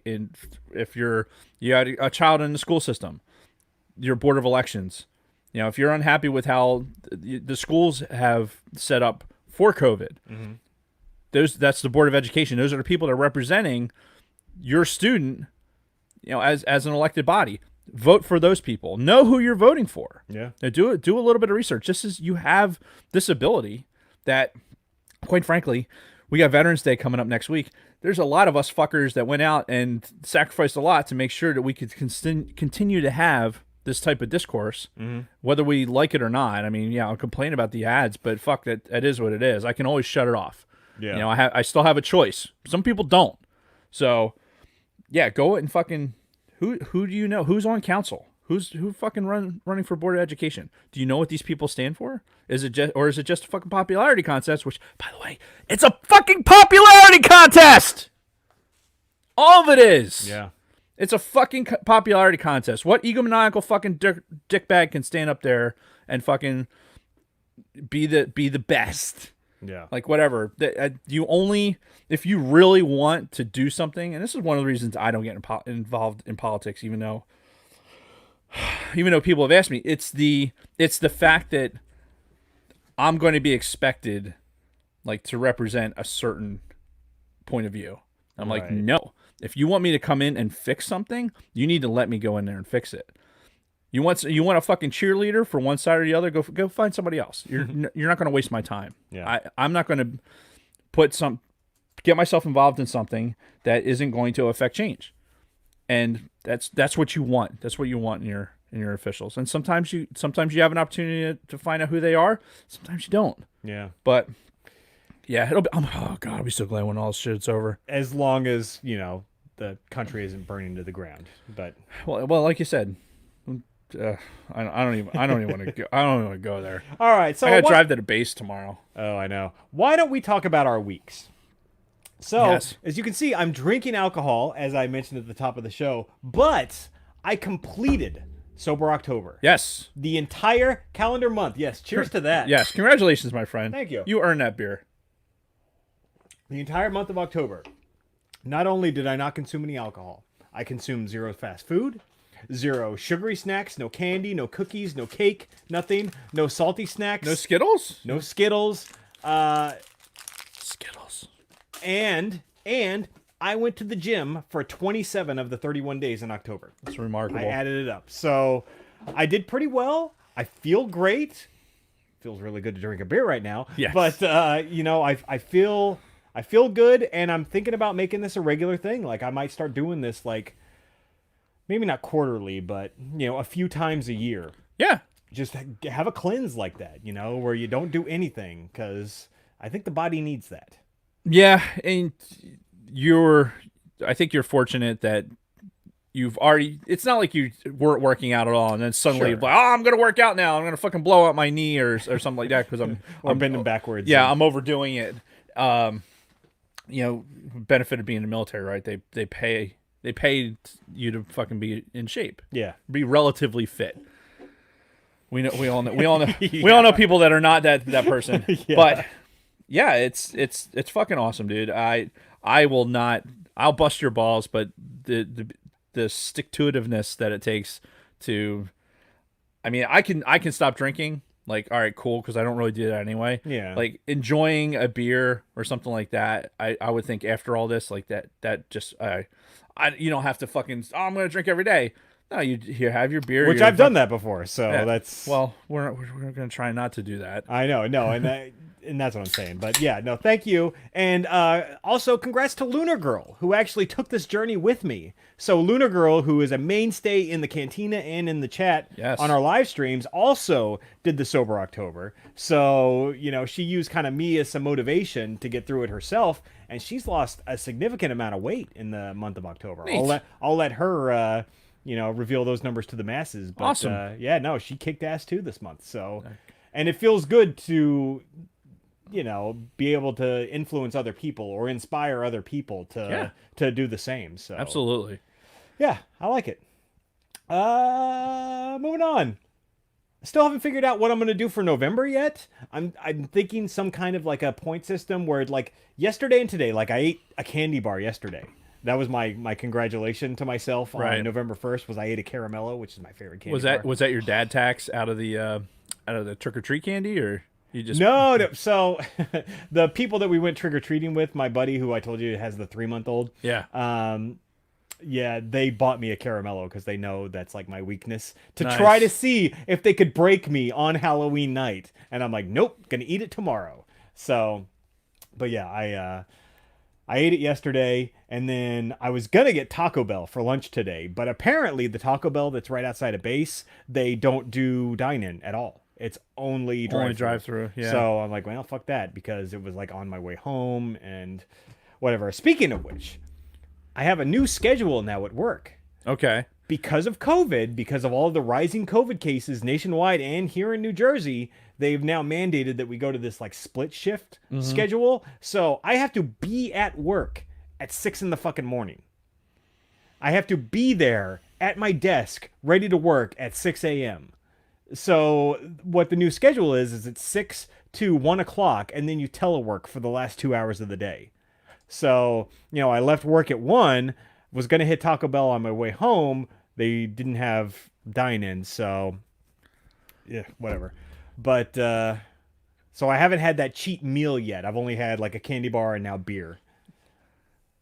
I just wanted to highlight the fact that Luna Girl did in fact post her numbers for for 17 pounds in October, 28 in September.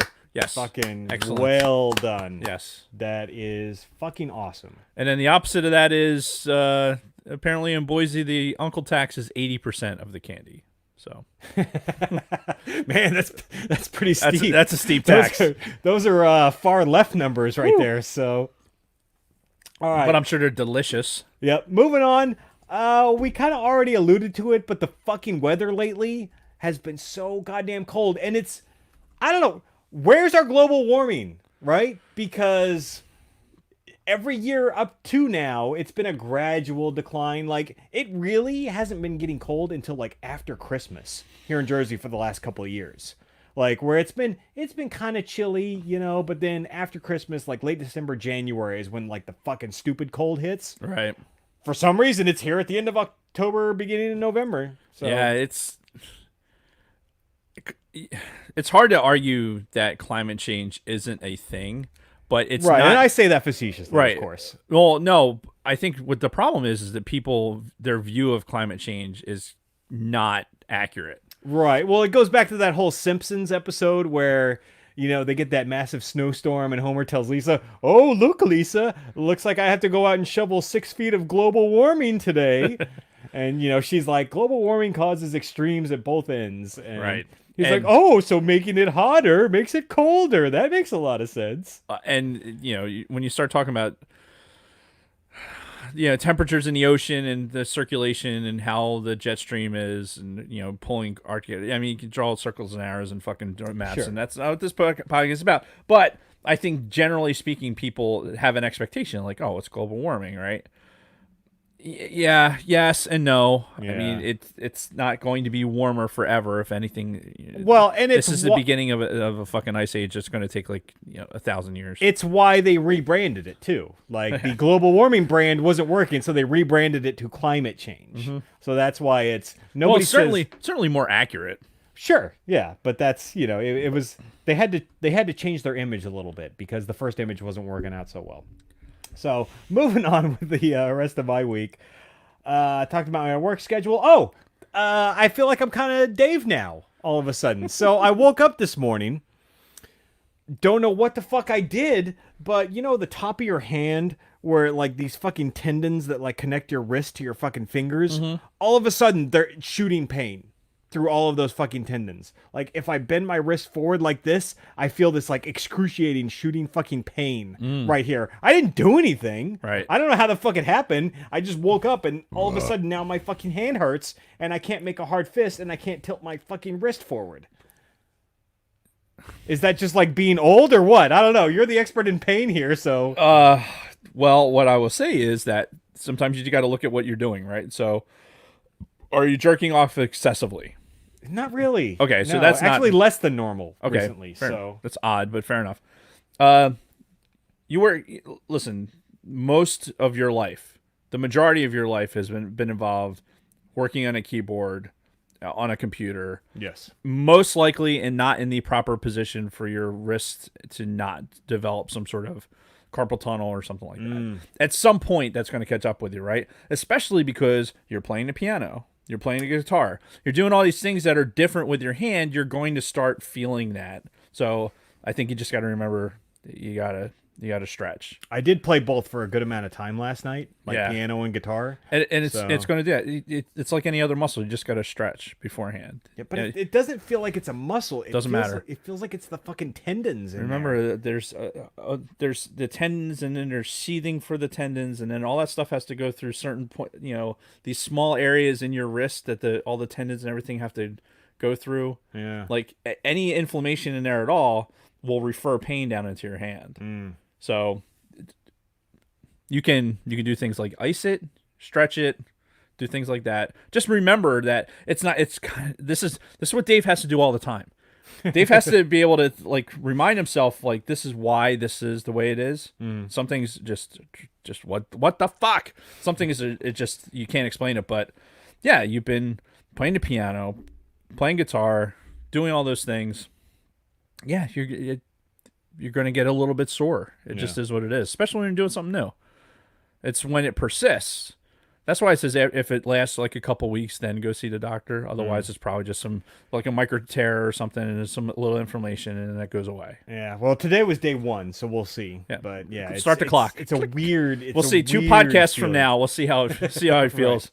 All right, but really, that's been my week. It's been my typical busy gym, work, rinse, repeat. Yep. So, hey, like I said, it's working for you. It's unfortunate you're not getting as much video game time.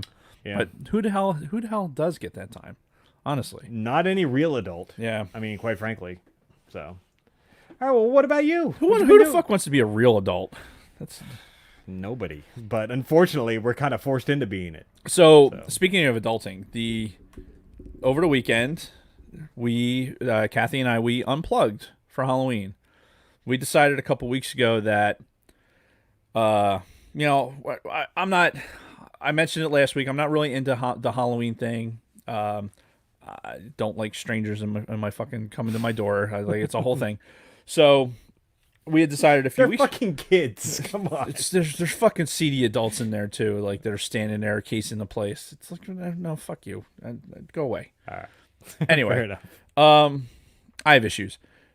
So we decided we're gonna go away. Went on, got an Airbnb up at this place called Lake Wallenpaupack, I think is the way it's called. So we're like, okay, cool, Airbnb, and booked it. Pretty reasonable rate. Ends up being like a brand new fucking cabin, like really cool little space that had a full kitchen and had like a separate bedroom. It's like really neat, really neat little space, right near the lake. Cold as fuck, cold as fuck on Saturday morning. But we made these reservations and stuff, and people start saying, Kathy's talking to work, and she's like, "Oh yeah, we're going up to this place, like this lake, whatever." And one of her coworkers like, "You mean Lake Wally?" And she's like, I guess. And she's like, "Oh yeah, we went camping. We would go camping there as kids."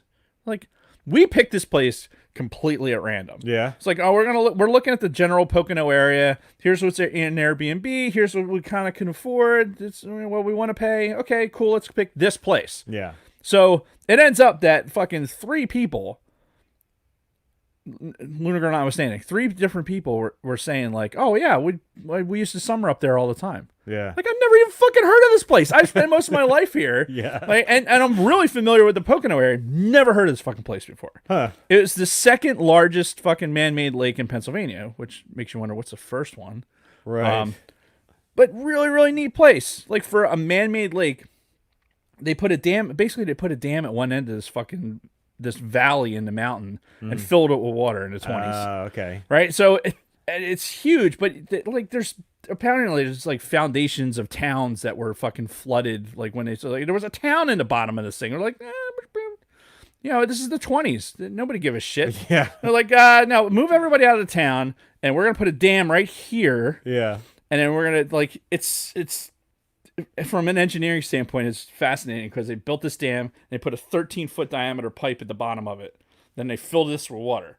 So the pressure from the water just pushes down into the pipe, and then it runs a hydroelectric dam, which is neat. Just really, really fucking cool. Genius. Yeah. And so finding out that people already knew about this place was like, fucking hell. And then, we get up there and we unplugged. We're like, this is our thing. Yeah. We're going to turn off the phones, not be on our phones unless we're like need a GPS or something like that. Sure. Which meant that things like Mandalorian spoilers and other things like podcast listeners that apparently live like 3 miles from where we were are trying to find like, hey, you're like, because I broke the Sabbath and posted a picture of the lake. I took a sunrise picture of the lake, post on Instagram, and that's how Lunar Girl found out that we were there. I posted that picture and fucking phone went away. I didn't look at it again. The next thing I know, I like look at the phone, like, holy shit. And Jason had texted me. He's like, "Hey, Luna Girl's trying to get a hold of you. Yeah. And apparently you're up at where she's at." So, log back in. We did some texting back and forth. We kind of made a plan. Like, Saturday was booked. Like, we went hiking. We did fucking made fires and cooked steak over the fire, and it was this whole thing. It was just the two of you. Just Nobody the two of else? us. Okay. Didn't bring the dog, although we could have. Felt a little bit bad about it because she's part of the adventuring, right? Yeah. But yeah, it was just the two of us, and we pretty much had the place to ourselves. I mean, there wasn't hardly anybody up there. Yeah. Probably too cold. I mean, they live there. They're used to that shit. There was still snow on the ground when we got up there. A little bit. It's too damn early. So we get the Saturday was booked. So we're like, oh, Sunday before we leave. This is what time I have to check out. Sunday morning, I wake up, can barely fucking move. We did like a 4-mile hike the day before on Saturday. And we're taking pictures and doing all this stuff. Like, that was one of the big things. Like, so we unplugged, and because we didn't have our phones, but still wanted to take pictures, I had my old Canon that Kathy used, and I used my Canon, and we just fucking walked around and took pictures. Like, we saw something cool, instead of like fucking taking a picture of it with your phone, which everyone's apt to do now. Like, the phones, these fucking things have great cameras in them. They do. For just capturing a moment. But instead of, like, because we would have to be on our phone for it, we just did it with the camera.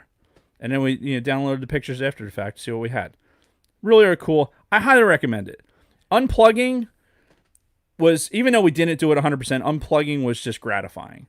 I could see that, yeah. So much shit is going on all the time, and you have an expectation of, because you can see the data, that you're expected to. Right. And, like, if your work ethic is like mine, because you know that there's things going on and the potential is there that you want to be on top of something, you're going to go into your phone. You're going to look. This teleworking thing, walking away from the fucking computer, that I want to sit there and enjoy something like playing Squadrons if I have time. Yeah. I don't know. The work is right there. So by unplugging and just kind of going away from...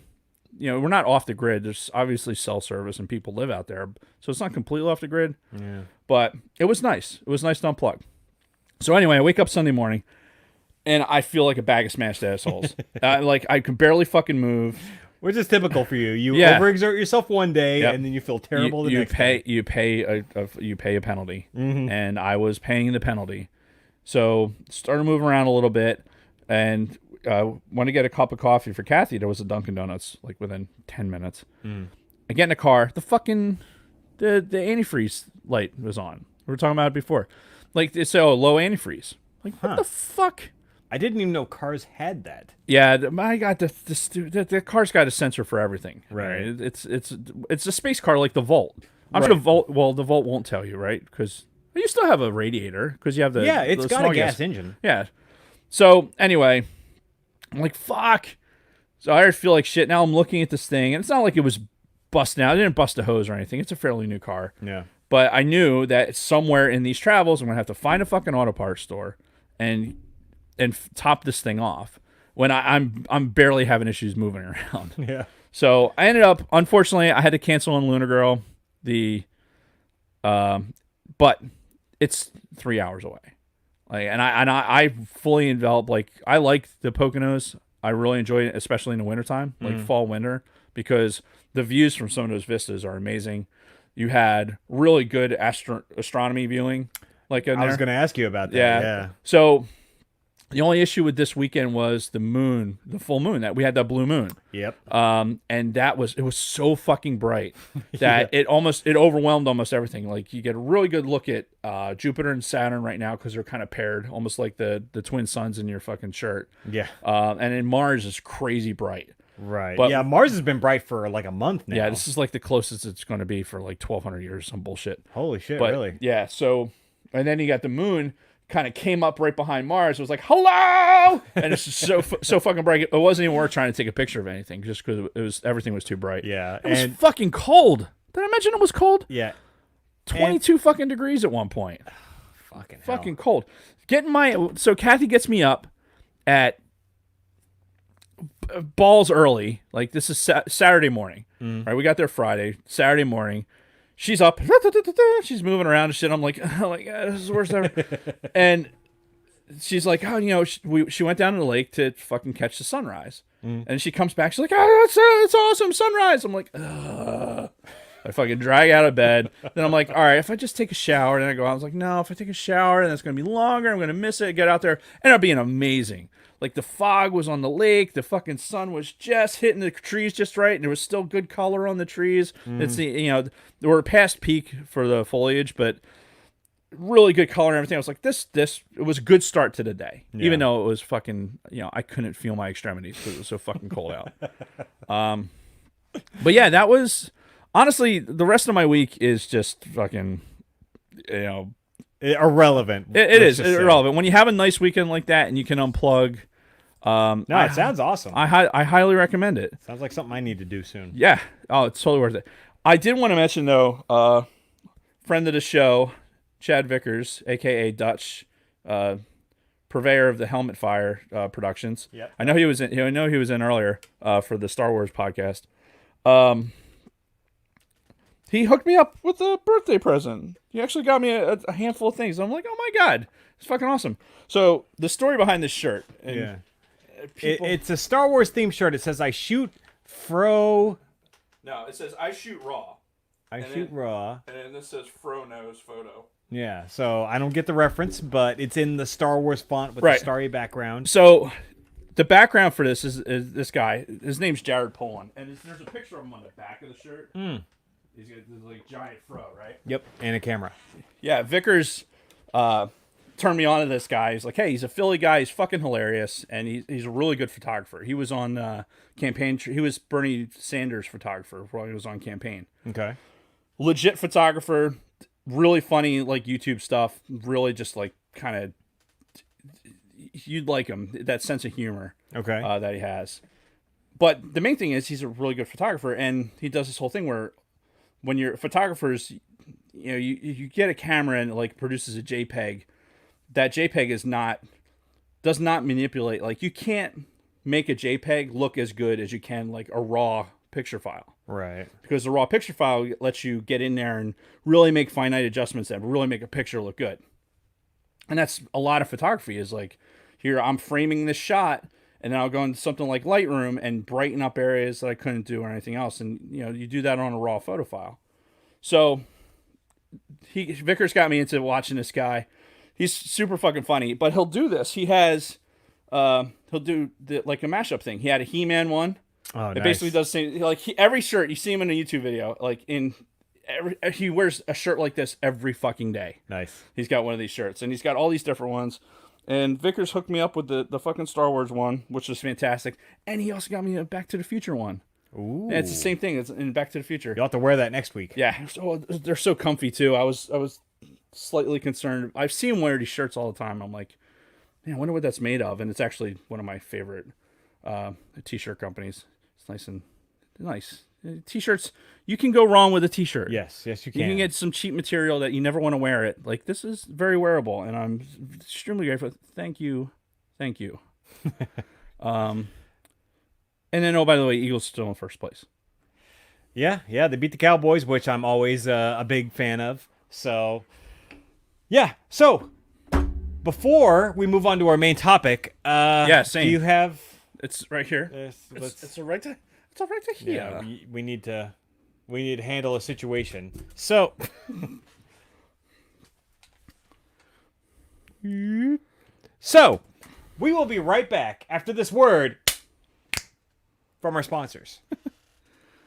You want to go, or do you want me to go? I'll go first. All right, go ahead.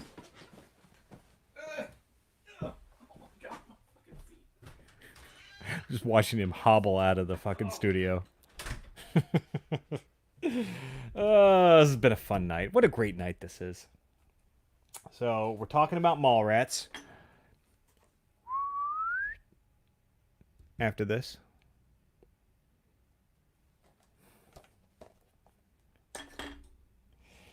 Yes, me drinking is making me have to pee. So, if you go back and you watch like our last 3 or 4 episodes, we didn't take any breaks, right? So now that I'm back to drinking alcohol during the show, obviously I've got to piss. So Scott's never seen Mallrats? Okay, Scott, have you seen any of the Kevin Smith movies? Clerks, Mallrats, Chasing Amy, Dogma, Jay and Silent Bob Strike Back, Clerks 2, and then Jay and Silent Bob Reboot. I think those are the 7 View Askew movies. Have you seen any of those, Scott? If you haven't, we're going to have some issues. But I got to piss. He's had to have seen one of those. Yeah, we'll see. Dragon Buddy, Scott, first steam locomotive in America in the town next to us. You're talking about Stroudsburg, or is that the There's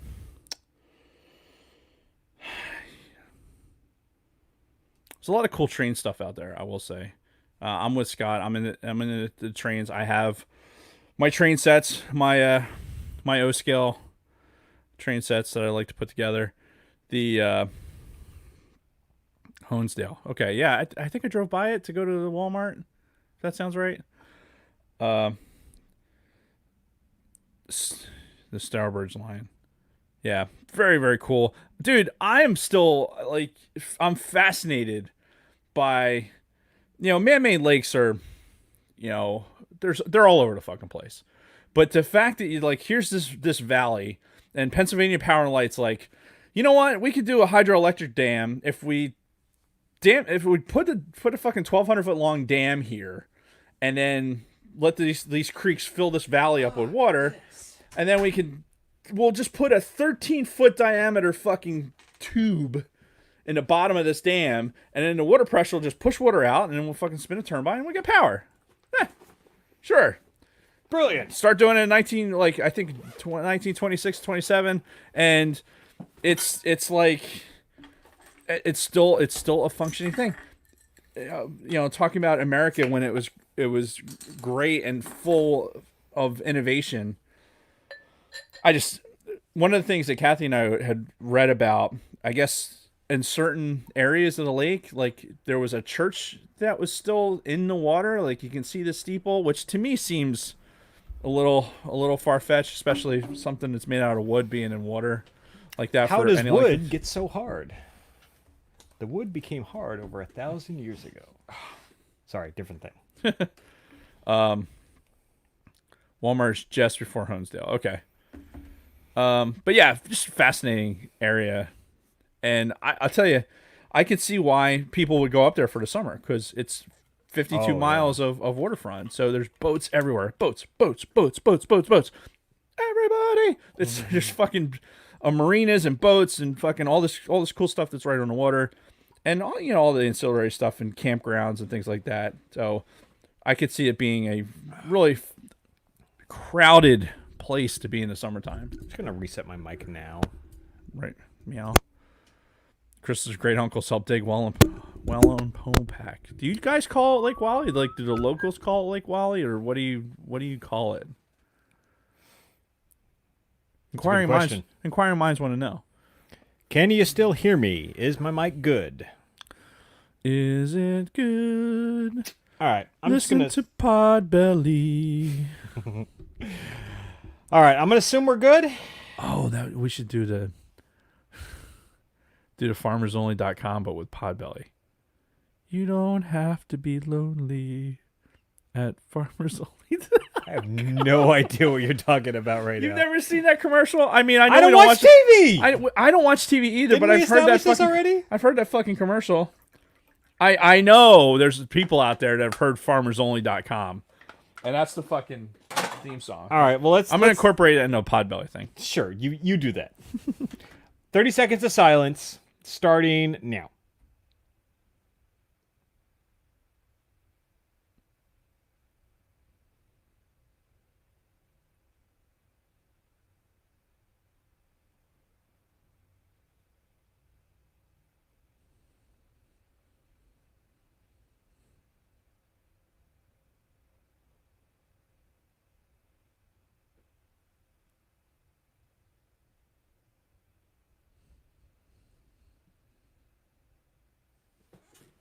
And we're back. So, Mallrats. 25th anniversary. I'm quite disappointed with some of the members of our chat right now, as some people aren't actually familiar with Kevin Smith. And Mallrats was one of his... I don't even know how to describe it. It was kind of a transitional movie for him. It was his dipping into kind of a corporate Hollywood style of movie, because Kevin Smith, those of us in Jersey at least know him fairly well, made Clerks in 94. That was 94, yeah. Yeah, 94. And became this big cult independent movie hit, right? He filmed it here in New Jersey at the Quick Stop, the fucking refugee caravan who came out here from Michigan last year. We took them to the Quick Stop. We took them to fucking Jay and Silent Bob's Secret Stash. You know, he was kind of a legend out here, and he filmed this movie. He filmed Clerks for like $26,000. He charged everything to a fucking credit card, and he just fucking made his movie. But it was good enough. His writing, his dialogue was good enough to where this low budget movie actually made money for Miramax, who ended up picking it up. So while Kevin Smith was still at like the film festivals promoting Clerks, he was approached by a producer from Universal Studios who loved Clerks, and he's like, "We want to do your next movie." And they're like, what are you working on right now? And he's like, well, I'm doing this movie called Mallrats, or I'm writing this script called Mallrats. They're like, okay, what's that? He's like, well, it's basically Clerks in a mall. And they're like, sold. We want to, we want to give you $6 million to make this movie, and we'll release it and we'll promote it and everything else. So that was the birth of Mallrats, but it was all based off of the success that he had with Clerks, which again, made here in New Jersey.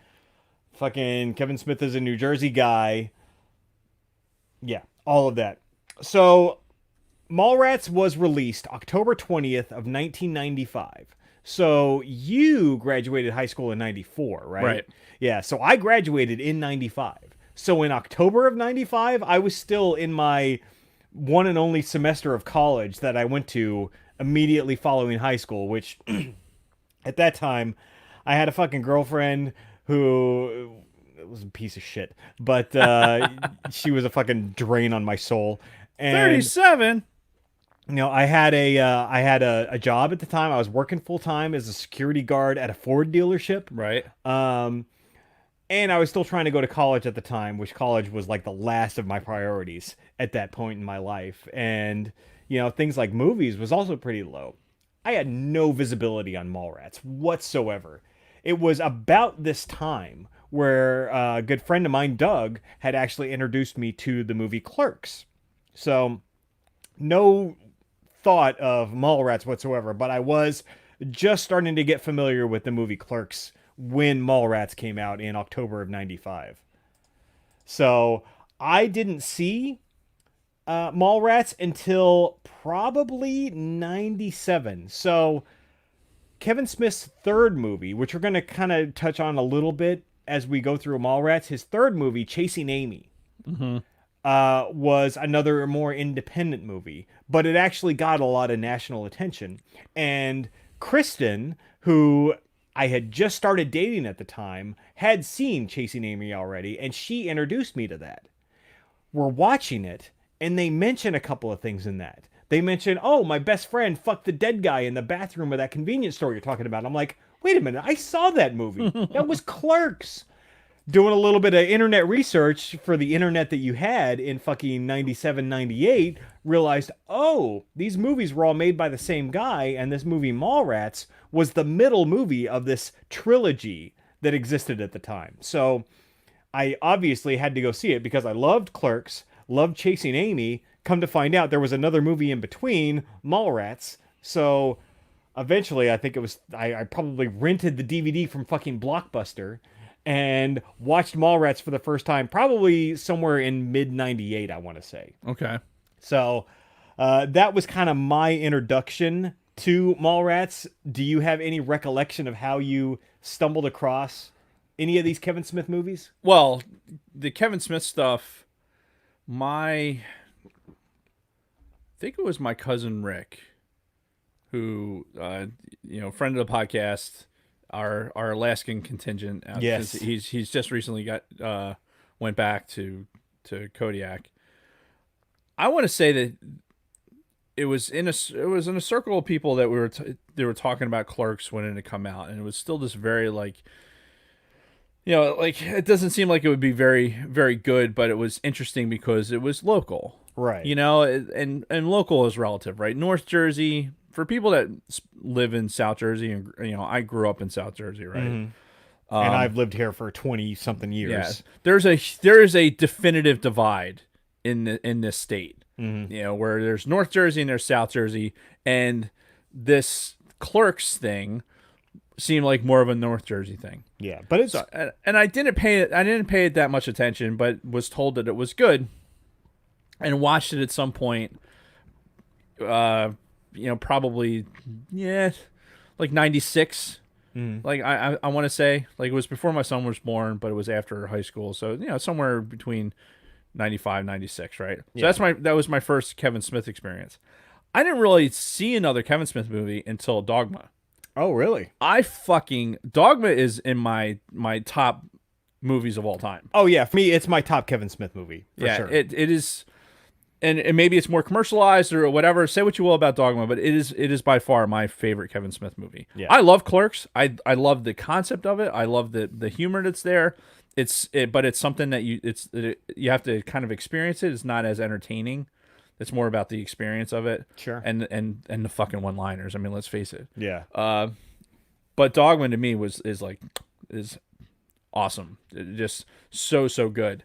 And seeing Dogma, it was like, there's other Kevin Smith stuff that I haven't seen. Mm-hmm. But Dogma is so good. At some point after Dogma, I saw Mallrats for about 10 minutes. And I was like, nope, sorry, this is not hitting me the same way that Dogma did. Yeah. From an entertaining standpoint. I didn't look at it again. Like until now.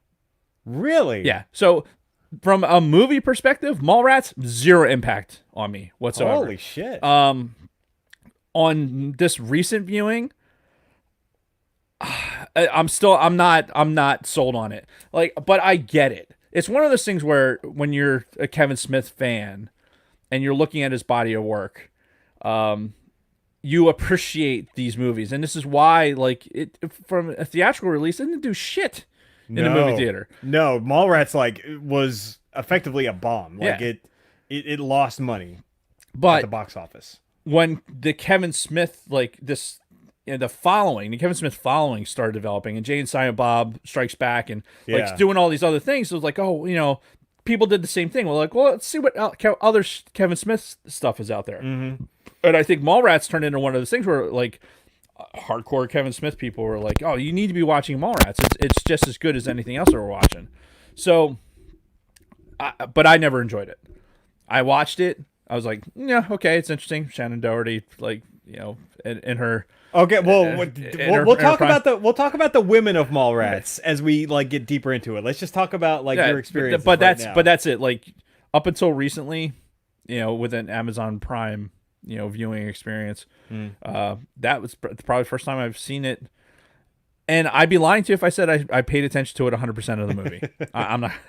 And this was your idea to do this movie too. Well, that's the funny thing. And again, I like Kevin Smith. I like his body of work, and the anniversary of this, I think, is poignant from a Gen X point of view, because the mall itself. There's something to be said about the mall experience. Yes. As much as Gen Xers, what we did, like what the mall meant to us, is probably means more to this movie than the actual movie itself. You know what I mean? That's a really good point, honestly, because I'm sure you had the same experience. Well, especially out here in Jersey, where you guys have fucking malls every 5 miles. Mm-hmm. Where growing up in Bakersfield, California, for a good portion of my life, we had one mall. Eventually, we got a second mall. But a good part of our weekend sometimes would be, we're going to go to the mall on Saturday. Mm-hmm. That was your Saturday. I can remember me and my best friend Rob, his mom would drive us to the mall and we'd go to the mall for the day. Right? She'd drop us off at fucking 9 in the morning and then would come and pick us up at 3. and we just spend the day at the fucking mall. What's interesting, like, yes, in this area we have a lot of malls, right? Yet with the Deffert Mall was the one that's closest to me growing up, and then you have the Cherry Hill one, which is pretty close to here, and then you have the Morristown Mall, the Echelon Mall. There was a lot of malls. Yeah. Each mall had a very, very different experience. Sure. Yeah. Like the Cherry Hill Mall was always a little bit more upper class, right? Yeah. And that's where you like. Anytime I went to the mall during the daytime, any mall, it was because of something. Back to school shopping. Right. The being in the elementary school choir and you got to go sing at one of the malls in front of the fucking Santa display. Like that was a thing. Not for me. During the day, the only times like going to the mall during the day was a weird experience. But going to the mall as like, hey, what are you doing on Friday night? The mall was it. Yeah. That's where everything was happening. Like you got dressed up. If you were like, oh, I'm gonna go look at broads and this stuff, and that was the mall experience. This is how people are interacting. The shopping of it, aside from buying Smurfs at the Cherry Hill Mall when I was a fucking single digits, spending money at the mall was obscene. Like everything was so fucking expensive. Right. But hanging out. But to quote Shannon Hamilton from the movie Mallrats, I have no respect for people with no shopping agenda. Right. Yeah, exactly. And the mall was just, it was used synonymously with going to like hang out someplace. Sure. Yeah. And that was the majority of it. I have so many stories about going to the mall and shit happening. The first time I was ever had a car breakdown on me, like I just got my license, my first time the fucking car breaks down is at the Deffert Mall. Nice. Like right in front of I'm like dropping somebody off or picking somebody up, and I'm pulled up right in front of the fucking thing where all the people are coming in and out of, and the fucking car breaks down. Like, God damn it. I think I said something like, why, God? And then so my buddy Jeff was like, I will never live that shit down, because I was like picking up him and Sean. And just like, but that was the shit. Dragon Buddy brings up a good point. Arcades. Well, yeah. I think Kathleen Martin also brought it up before him. I read bottom up, sorry. But yes, the arcades. You go in there and you actually had quarter arcades where you can go in and play video games, which again, didn't really play a lot of video games because it cost money. Right. I would get dropped off at the mall with no money. But when I would go to the mall on these Saturdays when we'd spend the day at the mall, I'd always save like a good $2 for the arcade, because that was at one end of the fucking mall. We always got dropped off at one end where there was the Taco Bell and a couple other things, and we'd walk all the way across, and at the very other opposite end of the mall was where the arcade was. So I always made a point to save a couple bucks for that. So one of the big things that happened, and I remember happening to the malls in this area, was the food courts. Yeah. We didn't have like the Deffert Mall, the Cherry Hill Mall. Cherry Hill Mall had like the Woolworth fucking restaurant, where Woolworth, like if you go into Cherry Hill Mall right now and you're like walking towards where the Apple store is, there's like this like semi-submerged fucking restaurant area in the middle. Right? In the middle. Yeah. That used to be run by Woolworth. Oh, okay. And the Woolworth 5 and 10 was like right next to that. But all the people in the mall, that was where you ate. There was, some restaurants and stuff outside of it, but there was no food court. That was where you got food. And then food courts started to go in. Cherry Hill Mall had it first. I think Echelon Mall had the next one because they had the movie theater there. And then Echelon, which is like 2 minutes right down the road. Yeah. Which is a shell of its former self. Oh yeah, that you could say that about a majority of malls. This is true in this country right now. But the Deptford Mall, where if you go down there where the JCPenney is, like that area, there used to be like there was a full up fucking carousel in there, like a full size carousel. Yeah, and you had this carousel, and there was like some other games and stuff like that. It was kind of like the pivot point of the mall between the two big end stores. Mm-hmm. But you did your laps. You get dropped off, you do your laps and fucking socialize, and see people that were outside of your station, and it was just, that was part of our growing up. Yeah, is that this looking at these guys interacting in the mall with all the shenanigans that's going on. Oh, they're gonna tape a fucking show in the middle of it, right? Which that's not that unheard of. No, you know, I buy it 100%. Yeah. That they do some fucking silly shit like or that. you know, there was the monologue, and this is the thing. So we can pick apart the actual movie all we want, but you cannot deny the fact that there was some very clever dialogue going on throughout this whole fucking movie, because that is Kevin Smith's expertise, is his dialogue. He is a great writer. You know, visually, you know, he's kind of all over the place, but he writes some great dialogue. Where the food court discussion, right? Right. You know, why am I having discussions about, you know, Superman coitus here in the food court? And he's like, cookie stand's not part of the food court. Well, what do you mean? Cookie stand's an eatery. Eatery is a part of the food court. No. The food court is a designated area in that specific square.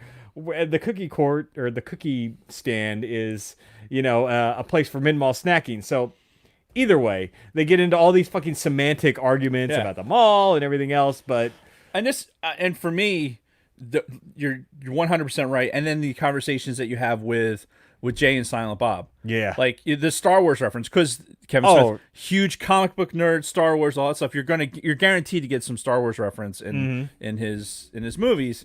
So when you know, the fat man's trying to fucking move shit with his mind, right? And then you got Jason Mewes out there fucking doing his dancing and shit, rubbing up on fucking girls, getting behind him and shit. Yeah. Like in front of the pet store, right? Yep. We're fucking hanging out. It's like you could totally see this. Mm-hmm.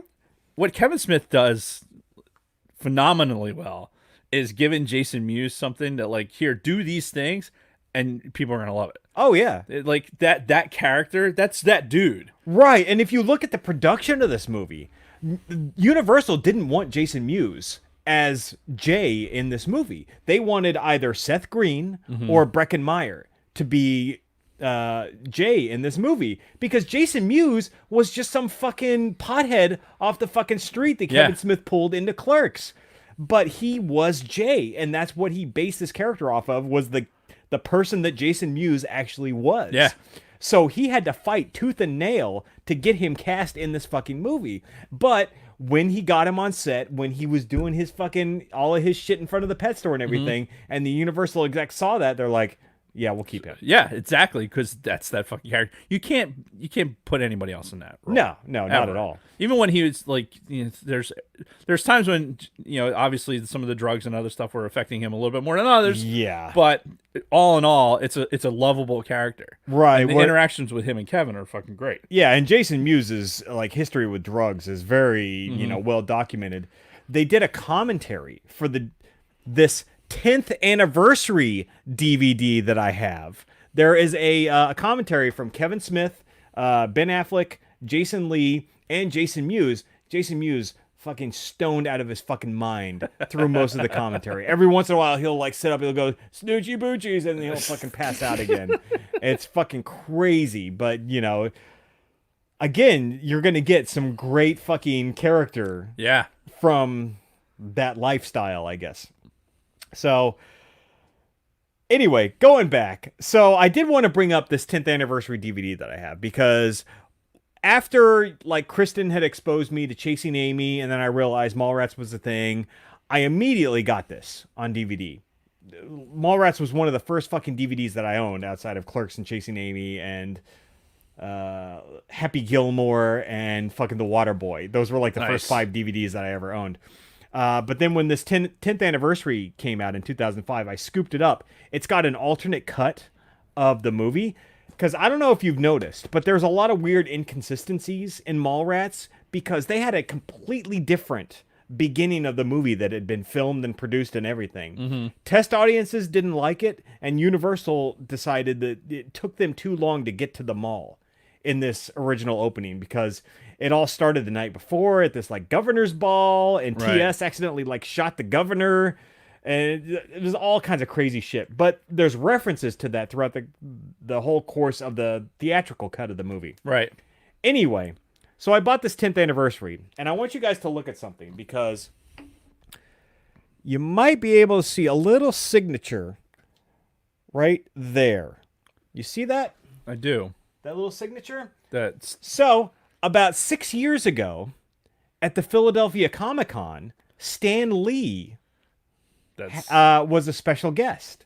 that's So you could buy, at the time, a Stan Lee package at the Philadelphia Comic-Con where you got to have a very quick meet and greet with Stan Lee. You got front row seats to his panel that he had at that con. You got to get a photo with him, and you got to get one thing signed from him. I've seen the photo. Yeah, the photo of me standing next to Stan Lee. Yep.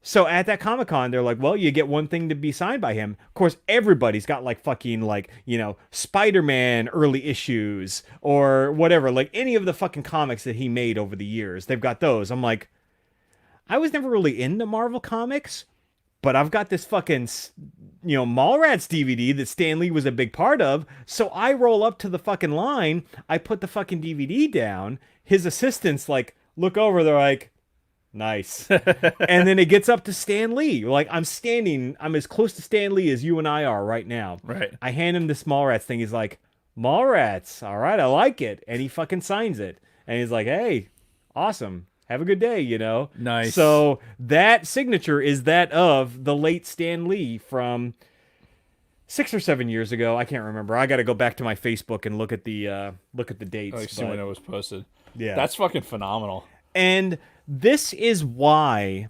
this movie has held up so well and has as big of a cult following as it does, because it really goes deep into the comic book culture pre-Marvel Cinematic Universe. Right. So, now, today, being like a comic book nerd, liking the Avengers, liking all the Marvel shit, that's mainstream now. Yeah.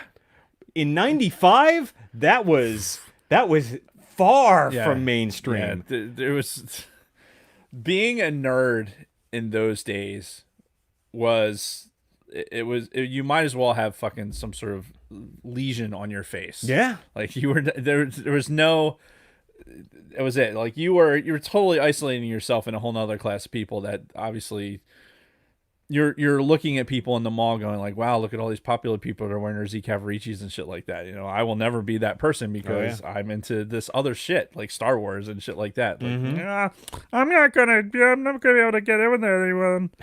Yeah, and in 95, the comic book culture, man, it was the super nerdy people. And if you listen to Brody's dialogue in this, even though he was fucking Shannon Doherty in this movie, Right. Super nerdy shit, all of the stuff he was talking about throughout the course of this. And even like very early on in the movie with him and TS, when TS comes to his house after they both had their breakups, he's like, hey, I tried to teach you how to handle fucking comic books in the 3rd grade, but you wanted to go play Little League instead. So, TS was more of the normal type of kid playing Little League, being more popular and all that. How about the posters on the wall in Brody's room? Like it was kind of like encapsulate something like in the 90s. Like what are nerds gonna have on their fucking wall? Like as far as posters and shit like that. Oh well, how about the fucking video game he was playing? Like NHL '93 on his fucking Sega Genesis, which was fucking crazy. Yeah. Well, at the time obviously it wasn't a throwback, but now you look at it, it's like fuck. Yeah. 25 years ago, and yeah. 25 years ago, we actually had a video game that was playable like that. Yeah. Which is like, I would, in my brain, 25 years ago is like the Stone Age, right? I'm still playing with fucking Smurfs and fucking Star Wars toys that don't have articulating fucking elbows.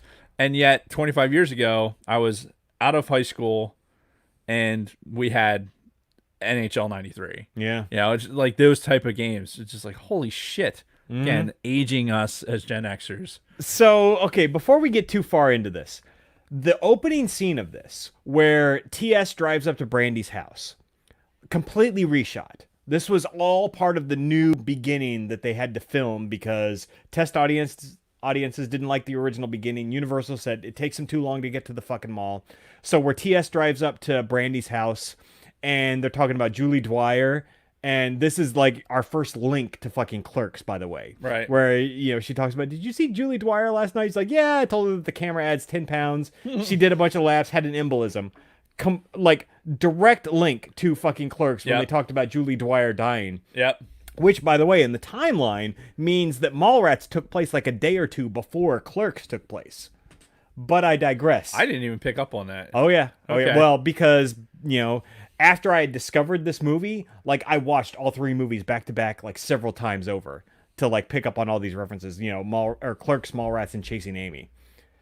Anyway, this whole thing was reshot, and one of the ways you can tell is Claire Forlani, the girl that plays Brandy, which, by the way, smoking fucking hot, especially in this opening scene. Holy shit, she is so fucking fine.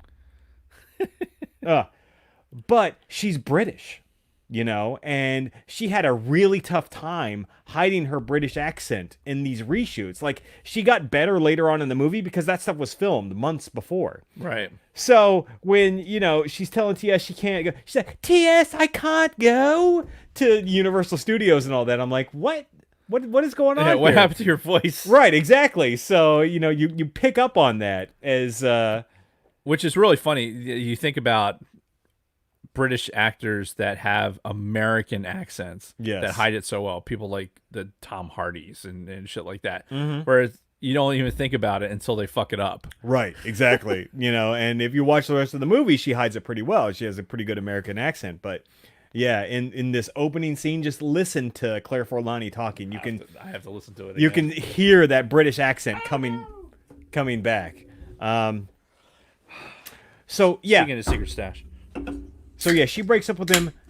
Can we talk about how good Shannon Doherty looks in this? Like, yes. I was a big, I don't know if you watched 90210 back in the day, but I was all about it back in high school. Right.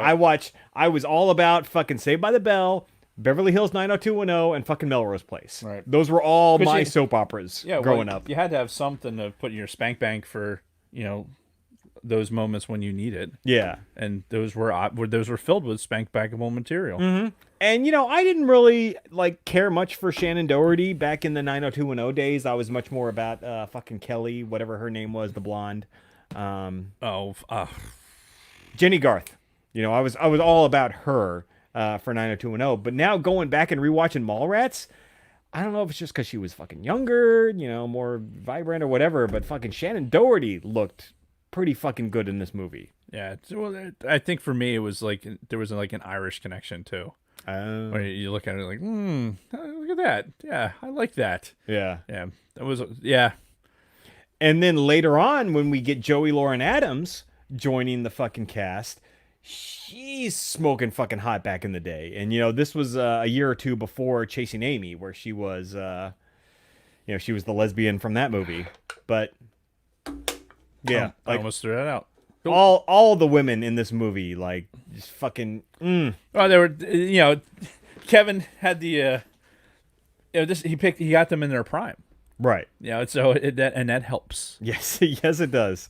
So especially as we're getting older, we're getting into our 40s. Well, and before they were young enough where they weren't into plastic surgery and shit like that. Right, yeah, that wasn't a thing back then. Yeah.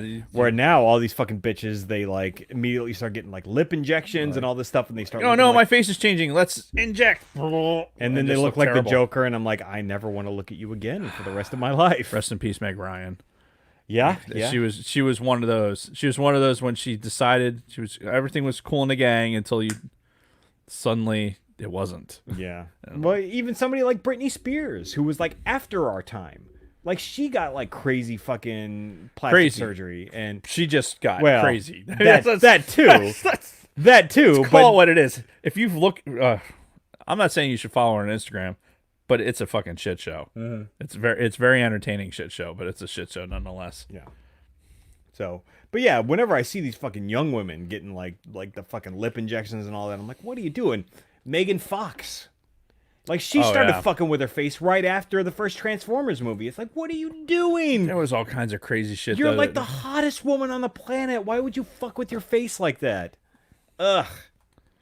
But we digress. There's a whole psychological element to apply there that I don't feel like doing. I'd rather just talk about what we pass as hotness in 1995. Right. Yeah. Which, go back and watch this. The women in this movie are far hotter than any of the fucking broads that you'll see in current fucking movies or music or whatnot. So, and So one thing you'll notice is a similarity. Did you ever see Dazed and Confused? Yeah.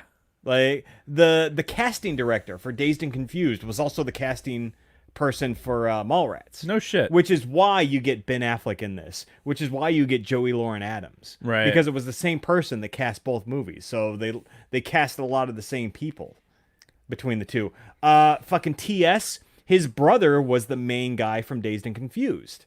So I know a lot of people confuse them. They think they're the same person. Yeah, it's very similar looking. Yeah, but I yeah. can see that. Yeah, so a lot of similarities in the cast between Mallrats and Dazed and Confused. Dazed and Confused is a movie I haven't seen in years. Yeah, I probably haven't seen it since like the mid 2000s. But another great movie. I think it's in my DVD library of justice. You know, the big fucking portfolio of DVDs. I think that Dazed and Confused is in there. But I can't tell you the last time I actually watched it. That's one of those movies I like want to sit down and watch with my mom because that was her time. Like she was in high school, right? Like because that took place in '76, right? Like summer of '76, which she was fucking 17. Granted, she was pregnant with me at the time, but still, she was in high school like at that fucking time, and I want to sit down with her and watch that and be like, is this like what it was like? Especially with you being in California, because I don't think that the experiences are the same. Well, sure, because Dazed and Confused was Texas, I think. Was it? Is where that took place. All right, well, not even close. Closer to the West than. That's right, because it was like a football thing.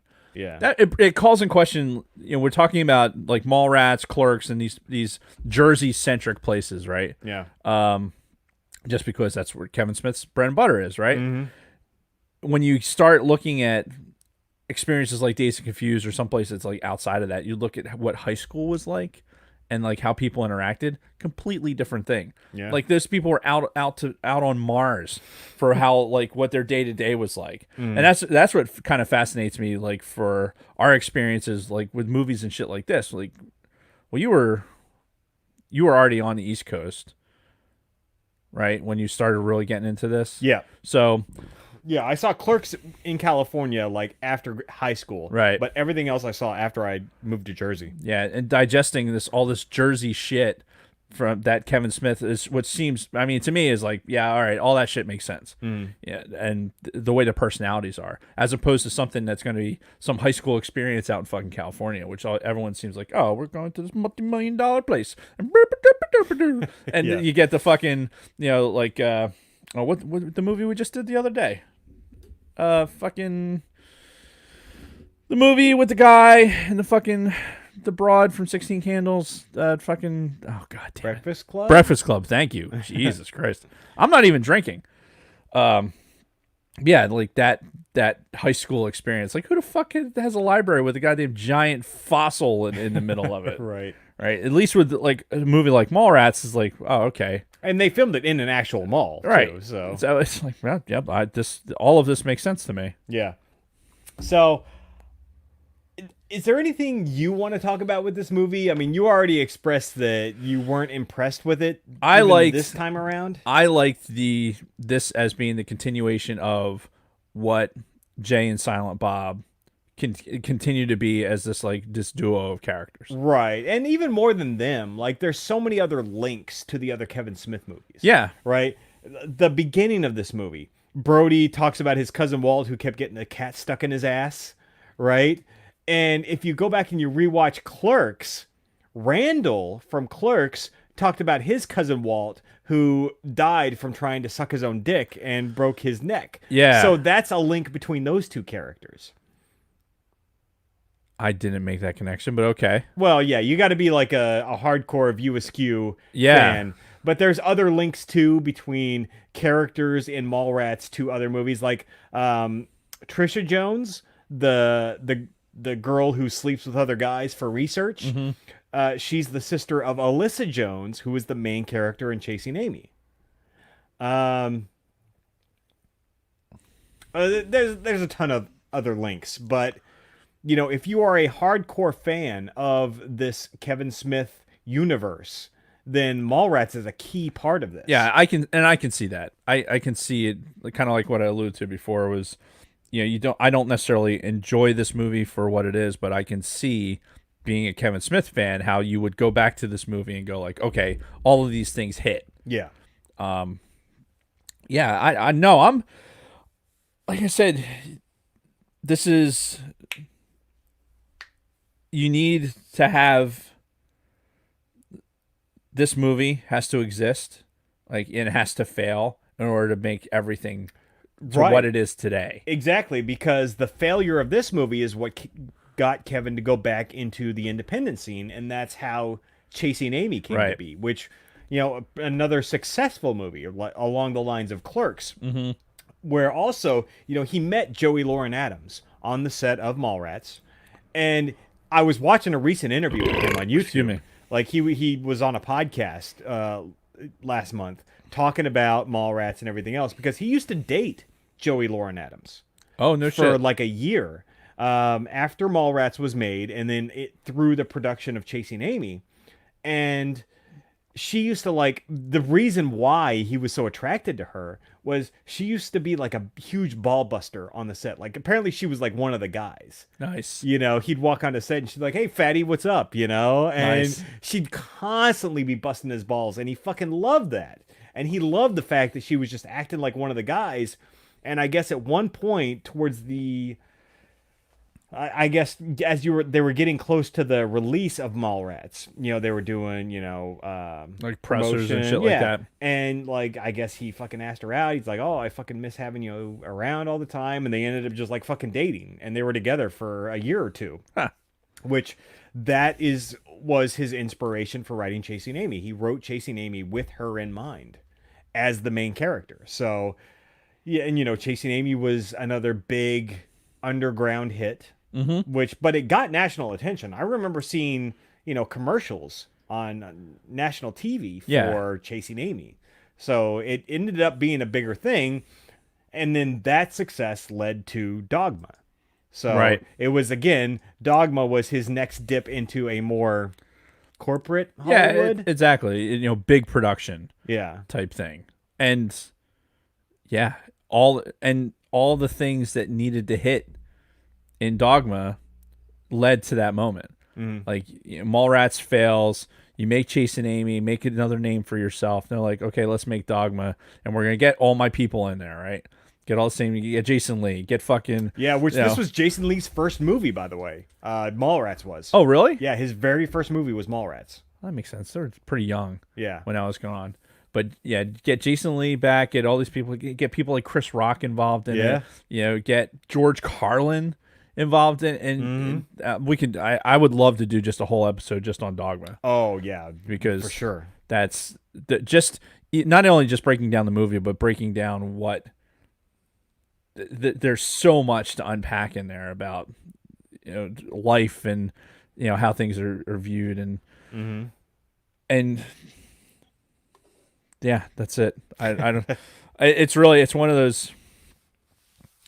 The Kevin Smith stuff is so much deeper than I give it, if that makes sense. Like you're saying, like you went into it and you were able to see it. Like, oh, you need to like watch this and make all those connections.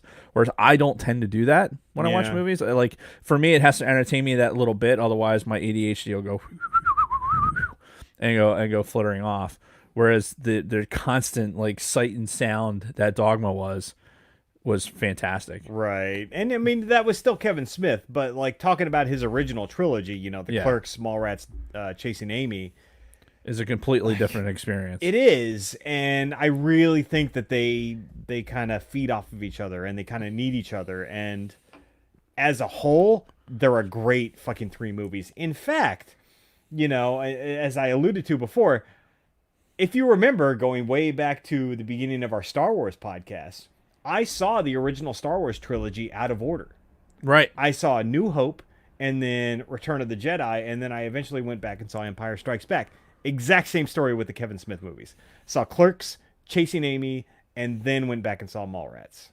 So, I could see that, especially given what Mallrats did when it first came out. You know, it almost lends itself to doing that. and honestly, like I was expecting to be a little disappointed with this rewatch of Mallrats leading up to this episode of the podcast, but I was rewatching it today. I'm like, this is actually some really good fucking dialogue. You Yeah. know, really good dialogue, really good nostalgia trip when it comes Yeah. to the malls and everything else.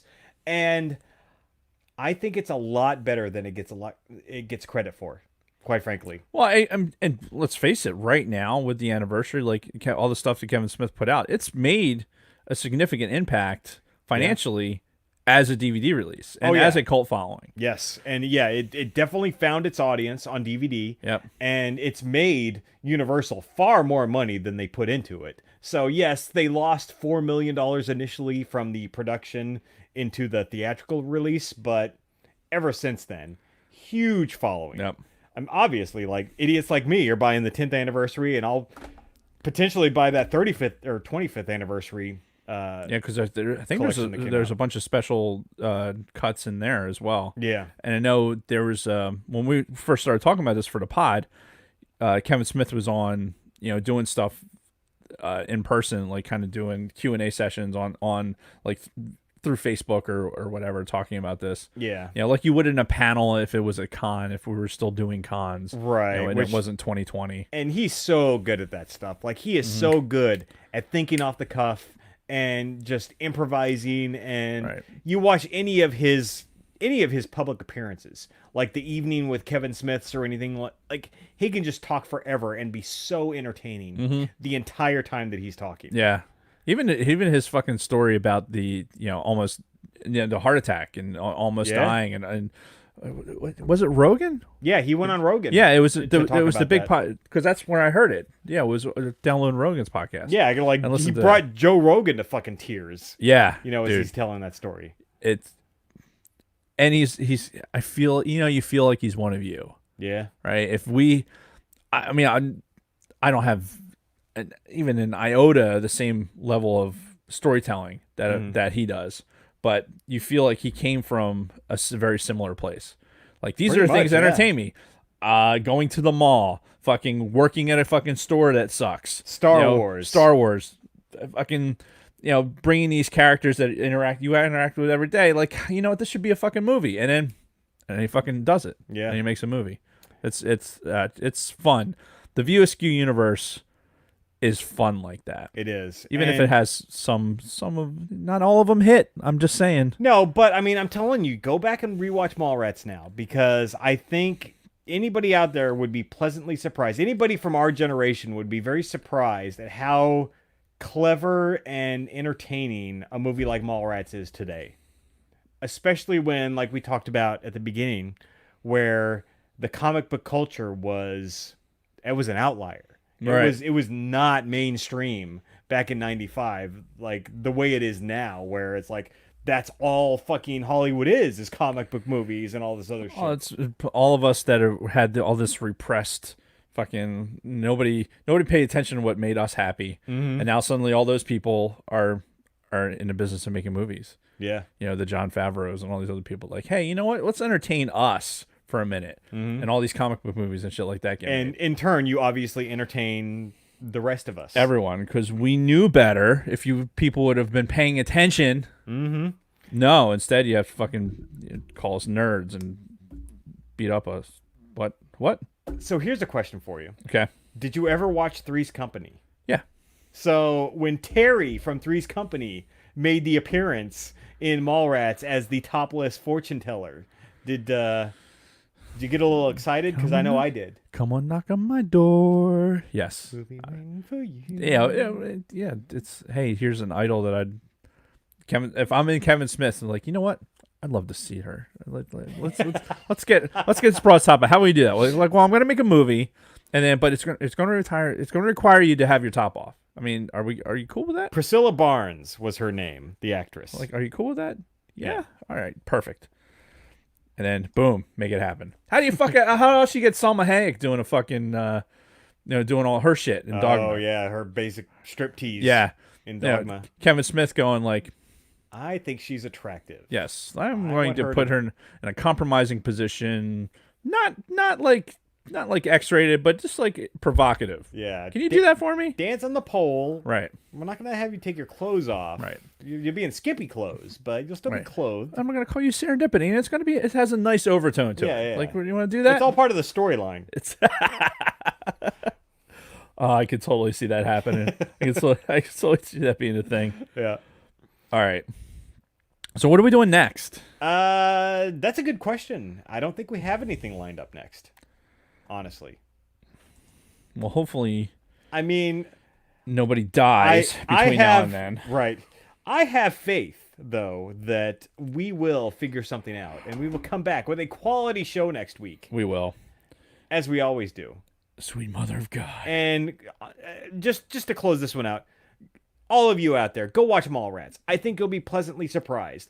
I was going into this rewatch expecting the worst, and I'm like, I forgot how fucking entertaining this movie was. No. So go watch it. And honestly, as somebody who wasn't as that entertained by it, like this is from a Gen X point of view. Mm-hmm. If it doesn't hit on some level for you as a Gen Xer, then you're missing it.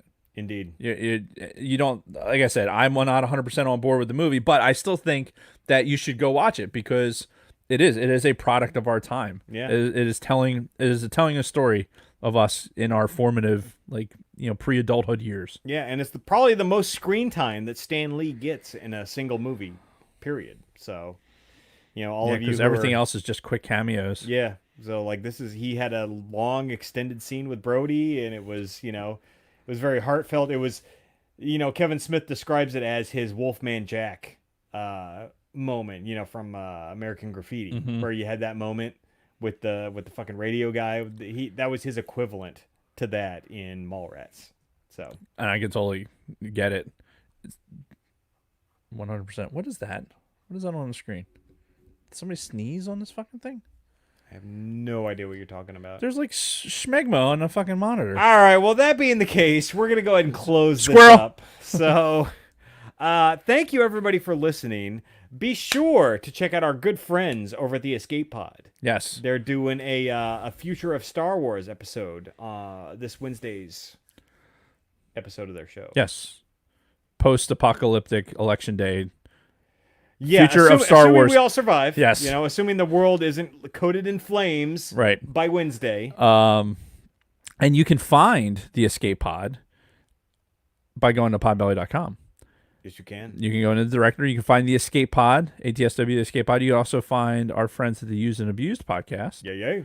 Scott and Kim, good friends of ours. You can also, if you're on the Facebook and you're interested in being entertained, you can find Keith Lehman for layman's terms. Yep. He does his exclusively over the Facebook. He's very funny, great shit talker when it comes to fantasy football. Yes, the purveyor of the silent shit talking fantasy football video. Yep. Yeah, it somehow sucks you into watching 97 seconds of him eating his lunch. And then that's it. And trans. Like, what the fuck did I just sit through? Yeah.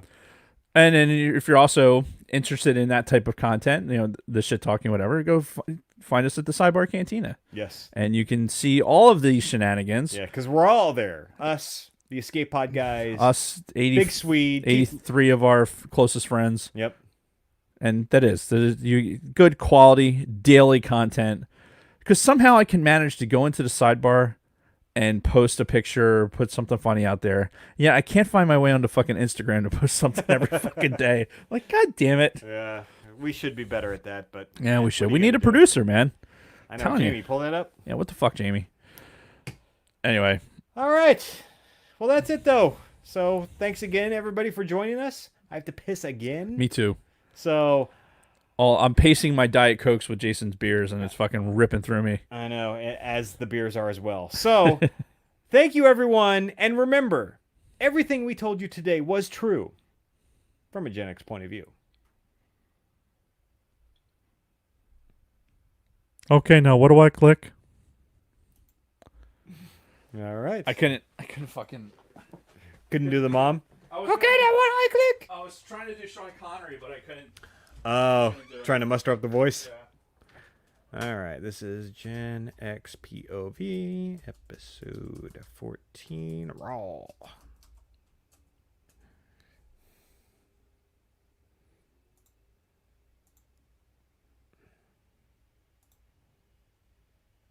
Are you guys allowed to go back to games? Are you guys going to have crowds again? Is that what's going on, Tom? And like, is this your Super Bowl basically playing against BYU? I know how much you hate BYU, so yeah, I'll be curious to see how that goes. Don't cross the streams. I don't know what you're referring to. Great show. Thank you. You guys have a wonderful week filled with joy and happiness. And may you not step in a pile of shit. Well, thank you, Dragon. Thank Buddy. you. Much appreciated. So, yeah, apparently the Fett brothers are going to be back in the stands this weekend. Nice. So, Yeah, we need screenshots of that if anybody's got the capability to do DVR or whatever, because I don't have Hulu Live anymore, so my ability to watch live sports unless it's on like the major networks is severely hindered. So I look forward to seeing that and beat fucking BYU. Please do that. That would make me insanely happy. So one thing that we didn't talk about for the weeks.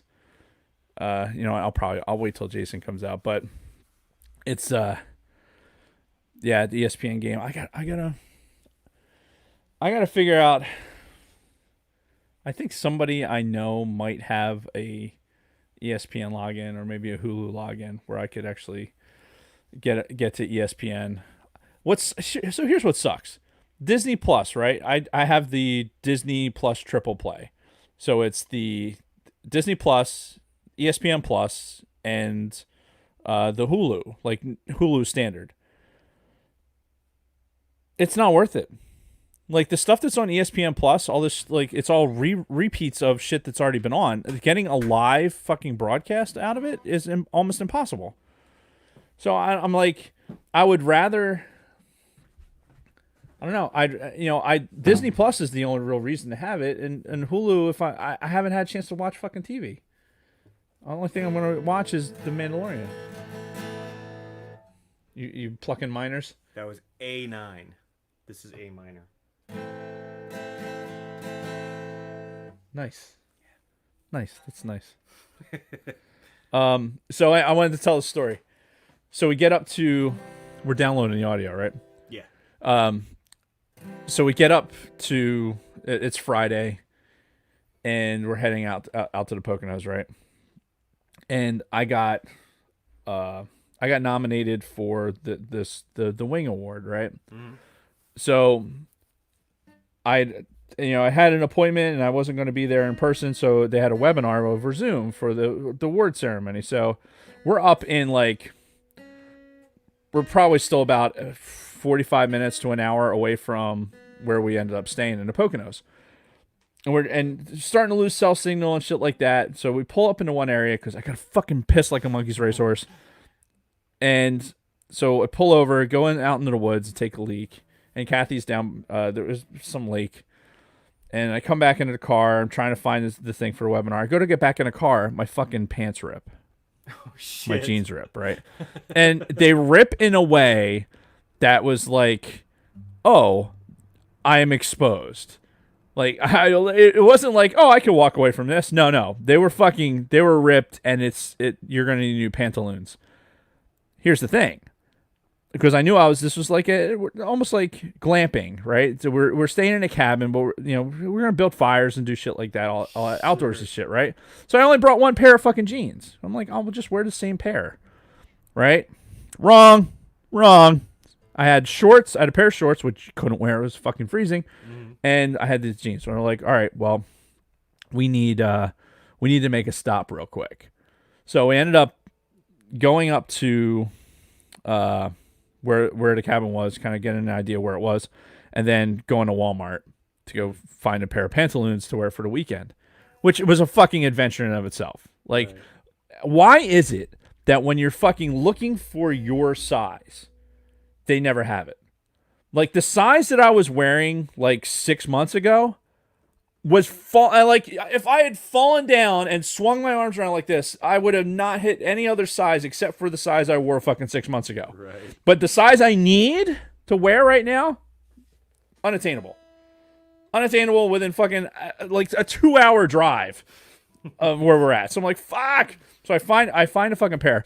I go into the fitting room, right? Which are just now starting to open fitting rooms again until everything goes on lockdown again. But Which I feel like is coming. yeah, We digress. yes. So I get in there. I go to fucking. I'm getting ready to untie my boots to try on this pair of pants. It fucking rips more. It ripped from like it was here, then went down to fucking here. I'm like, are you fucking kidding me? So I'm in the fitting room, find a pair that's going to work for the weekend, and I come out of the fitting room. I'm like, they ripped more. She's like, what are you talking about? It's like, oh shit, right? I mean, there was like, I could have got arrested for fucking exposure. I mean, thankfully I have fucking my boxer jocks on, but now we have to buy said pants, go into the Walmart fucking bathroom, look like I'm stealing something by fucking, getting undressed, putting these pants on, taking the other pants. Like, this is how our fucking weekend started. Was me needing a new pair of fucking pants. Wow. And look, I've had pants ripped before. I wear the shit out of my clothes. So I get it. Like, I probably wore them to a point where they reach max capacity and that's it. It's over. But to rip in such a way that I could not appear in public, that was a first for me. I was like, holy shit, I need to address my life choices right now because it was fucking awful. And thank God there was a fucking Walmart. Yeah. Because in Kelly's town, in that area, it's like there's a Walmart, a couple grocery stores. That's it. Wow. There's no like, I'm thinking, there'll be a dry goods store or something like that. It's up in the mountains. They'll probably have, be able to go get a good, decent pair. No, wow. Nothing. And this is that adage, like when we used to go like around the world, right? There was not a Walmart to be able to go to. So you brought everything. Yes, I overpacked pretty much every trip. Yeah, because you could end up in a place that you were not packed for. Like, so you have to pack for every place. This is why when we sat alert, I had 3 sets of like 3 entire wardrobes of clothing because one of those stayed in a fucking bag unless I needed it for an alert launch, which when I retired some of the underwear that I never wore that dry rotted in there that I had to throw out. So you had a whole set of fucking 2 weeks worth of clothes in alert storage. Then you had your TDY clothes, and then you had the clothes you wore every day. I've pared down from that level, so now I'm like, I don't have all this extra clothing anymore. Yeah. So I'm wearing the shit out of like one pair of jeans, and just keep washing them and keep doing it. But Jesus Christ, going out to a spot where thank God there was a Walmart. Like, right. Welcome to the United States, where at least you're probably within an hour drive of a Walmart. That's why I always say, man, people talk up other countries. They're like, oh, U.S. isn't that great. No, fuck that. U.S. is still the greatest country ever. Yeah, and you go into Europe somewhere, or Africa or South America, you go, if you wanted to buy a pair of pants, get ready to have your fucking thighs squeezed into your nutsack, and then your nutsack fucking getting squeezed into your fucking chest cavity because they wear tight pants. Why are dudes wearing tight pants like that? What's there to be gained? Apparently, they have good physiques that they really need to show off. Most of them have fucking chicken legs that they're not like. You go into it and here's athletic pants. Here's the straight leg ones. So even before I gained this weight, I couldn't wear fucking straight leg pants because my thighs are too big. Yeah. So it's like. Yeah, we need American-sized pants. Yeah, I need American pants, which it's perfect for Walmart. Send me to Walmart. I know I can get an American pair of pants. Fucking right. That's going to stretch around my fucking big fat ass.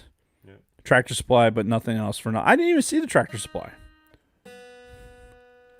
See ya, Scott.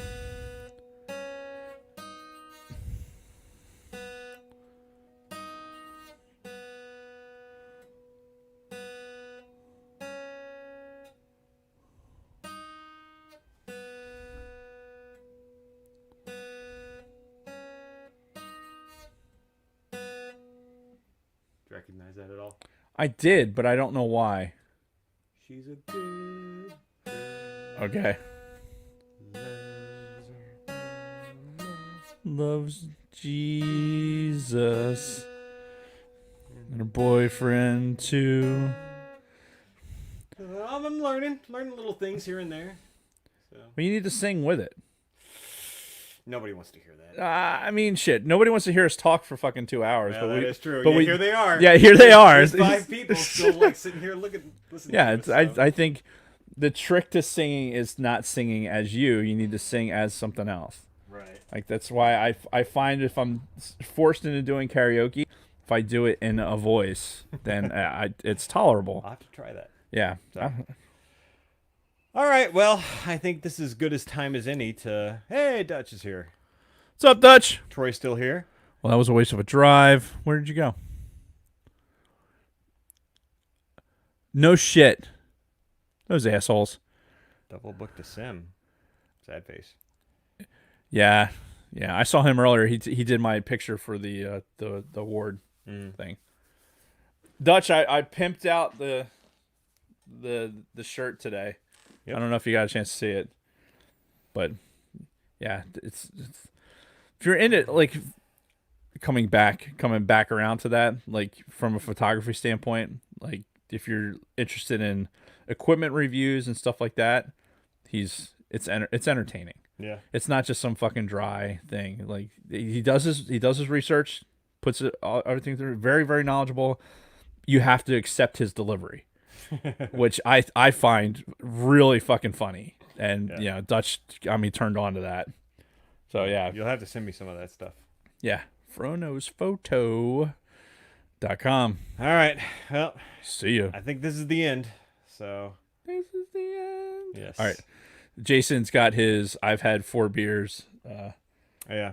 That and Kristen's still at work. Oh yeah. And the boys are in there by themselves. Have been for 3.5 hours now. Well, I so- was just out there. The house isn't on fire, so Yeah, that's good. Yeah. So I think they're getting a little resentful, honestly. Why? Well, with Kristen being at work and me, constantly being at work and doing my thing, they're kind of left to their own devices a lot, which really is exactly how I was raised. So Yeah, I would think that this is exactly what I want. Yeah, parental units, fucking give me some space, and we'll do whatever we do as long as we don't burn the place down Yeah. or eat all of the snacks and not eat dinner. Yeah. That's a big thing. Yeah. And speaking of not burning the place down, like Bronco Vet says, go vote. Yes, But do your civic duty. if your candidate doesn't win, don't go burning down random businesses. Yeah. Let's be civil here, people. Because again, at the end of the day, not much is going to change in your life, regardless of who wins the presidency. Yeah, for sure. Now, governor, school board, those are going to potentially affect your immediate existence. President, not so much. Agreed. Unless still go vote. protesters burn down your business. But Oh, and that's all right, guys. Thanks for sticking with us. We're gonna put Appreciate it. Jason to bed. See ya.